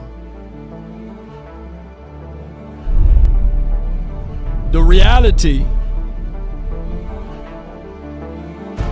is that we're dealing with carnival owners. They don't have a clue of what they're doing.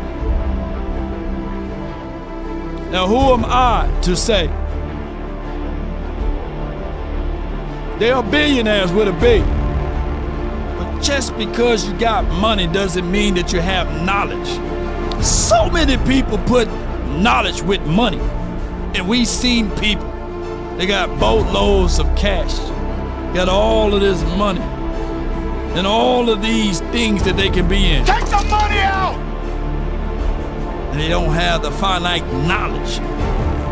But Law, let me know when you've been a GM in the National Football League. Law, let me know when you own a football team.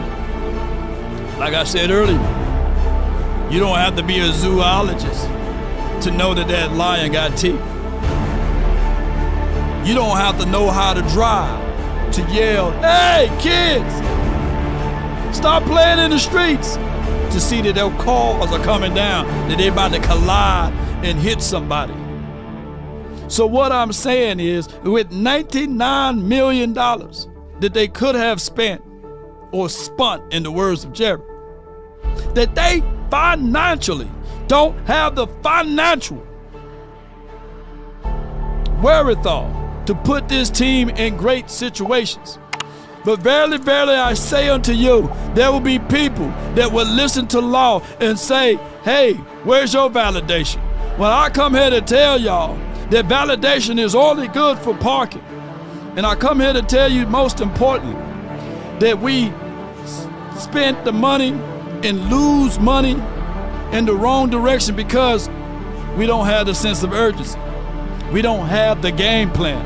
We don't have the wherewithal or the foresight to forecast properly. And every year it's been the same thing. That is the reality of it. But the expectations never change. Law, do you have any truth to it? Yes. Let me continue to cook. And there's no one that can out-debate me with this particular topic. They will try, but I will also reveal these truths. The expectations to win the Super Bowl with Barry Switzer was there, and we done it. The expectations to win the Super Bowl with Shane Gailey was there, and we didn't do it. The expectations were still on the table with Dave Campo, 5-11, 5-11, 5-11. It was still the Cowboys going to the Super Bowl. The expectations for Bill Parcells to win the Super Bowl was still there, regardless of the decisions from the top. The expectations, even with Wade Phillips, who never really coached well on a head coaching level, was still there. The expectations with Jason Garrett for 13 years, 13 seasons, was still at the table. The Cowboys going to win the Super Bowl. We had to learn to go through growing pains. The expectations with Mike McCarthy, who didn't do it since 2010, was still at the table at the forefront. And now, lo and behold, the expectation for Schottenheimer, even within the confines of his rookie year, to win the Super Bowl is still on the table. The expectations never move, because the reality of it, that these guys that's in the front office don't know what the hell that they are doing. And they will use their power, they will use the money, and they will use what they did in the past as the reason why they are in the position that they are in. But I come here to tell y'all, ladies and gentlemen, in order for this particular team to win, they have to win in spite of what the front office decisions are. They have to win in spite of the lack of sense of urgency, because this particular team, as it relates to the front office, they operate out of comfort. They don't know how to be hungry, because when you're hungry, you got that PhD. What do that mean, Law Nation? Poor, hungry, and determined. I'm going to make a little bit for what I got, but I'm going to do anything and everything in the will of the power to go out there and go get things done. We're sitting on $40 million, ladies and gentlemen. But we'll make the excuses that we don't have the money. We can explain the reason why we had $99 million available to spend, but we refuse to go out there and get things done. It reminds me of this parable that I read many of years ago that's in this book. One guy, this rich ruler, literally gave some talents to one. He came back and gave multitudes of return and said, "Hey, I took the talent that you gave me and I gave it to the exchangers and brought you more back." And there was one guy in the middle, they gave him a little bit, and he said, "Yes, I too took the talent that you gave me and I made multitudes of return." Then there was one guy who got some talent, and what he did was he took that talent and he dug a hole and he put said talent in a hole. And when the rich young ruler came back, to say, what have you done with my talent? He said, hey, I took your talent and I dug a hole and I kept it for the next season. Here you go. Back in its perfect condition. That one that tried to keep that talent for himself to showcase that, hey, I reserved that talent. I kept said talent. I didn't give it to the exchangers. That one wasn't blessed. Why? Because he could have done something with it. That's the reality of it. I'm paraphrasing. The NFL Big Amish is a cartel. But I can tell you, even between the cartels, if you want a thing bad enough to go out there and fight for it, to work day and night, to give up your time, your peace, and your sleep, if all of your desires of it makes you quite mad that you don't get tired, and it makes you hold everything tawny and cheap, if life itself seems empty and useless without it, and all that you scheme and dream is about it, if you'll gladly go out there and sweat for it, fret for it, or plan for it, to lose.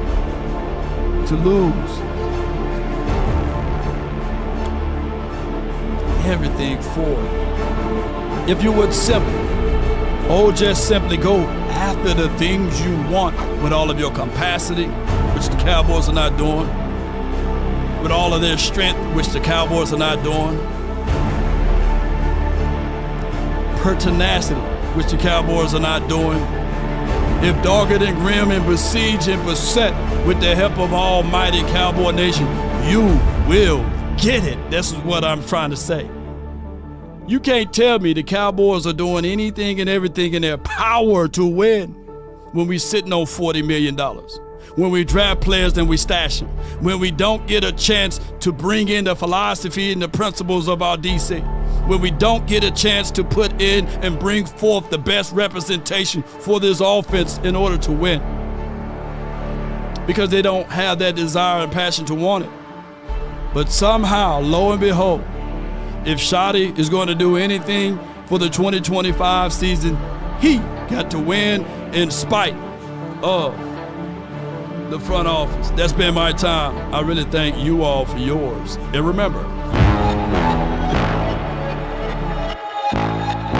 you're listening to nothing but the best. GM. So I wanted to look at how the lack of planning by the Cowboys, how that's cost them. If they first extended Dak when they could have for both of the contracts. No sleep, no rest. Might crash, might wreck, but first I stretch. Tell them run it up. Yeah. I wake up, flex, roll down that check. No drip, this tell them run it up. No sleep, no rest. Might crash, might wreck, but first I stretch. Tell them run it up. 9 out of 10 roll through my hands, I'm by my lonely. Come on. Turn to a savage, now my baby wants to hold me. I love my fans, don't need no friends, I got my homies. Thought I could trust you, I find out you tried to zone me. I'm number one up on that court, I'm Nick McGrady. Yeah. The first one in, the last one out, can't call me lazy. Alright. Put in my hours, send the invoice, and they pay me. I need 6 rings like MJ. Come on, Cowboy, let's get it. Shout out to your Q. I wake up, flex, thumb down that check. No drip, this tell them run it up. No sleep, no rest. Might crash, might wreck, but first I stretch. Tell them run it up. I wake up, flex, thumb down that check. No drip, this tell them run it up. No sleep, no rest. Might crash, might wreck, but first I stretch. Tell them run it up. Gon' make me take that trip way out to Europe. Yeah. I call up Nigeria, come through in a hurry. Alright. Those London boys don't come to play, you should get worried. One false move, find yourself, they getting buried. Dance with the devil, used to love playing those games. Made some bad decisions that brought my mama pain. I made a promise to her, swore that I would change. I'm on the come up, bet I live up to my name. Yeah. I wake up, Law. thumb down that Ghostface. drip this, tell them run it up. No sleep, no rest. Might crash, might wreck, but first I stretch. Shout out to your new house. I wake up, come on. Thumb down that. Look at Dre Matic in the building. Tell them run it up. Yeah. No sleep, no rest. Might crash, might wreck, but first I stretch. Tell them run it up.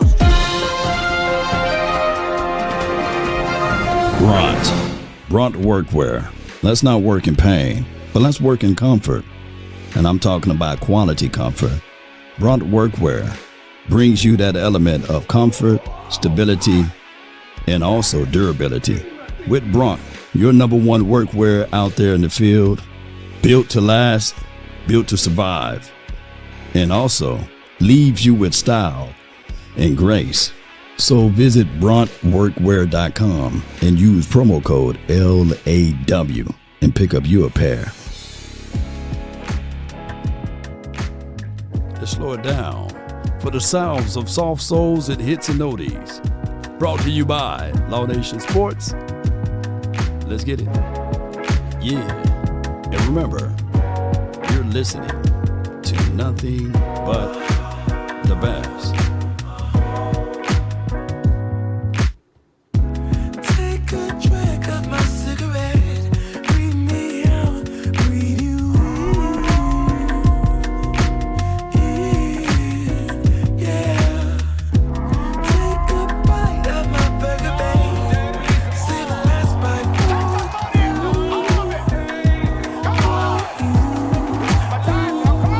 Don't let the street lights get you all alone. Until next time, DC for life. You know it's dangerous to go alone. Don't let the street lights. Definitely gonna look up Big Bob. Come on with it. Layer 2, I follow. Wherever you go. Until next time, if we offended anyone, be sure to charge it to my beard and not my heart.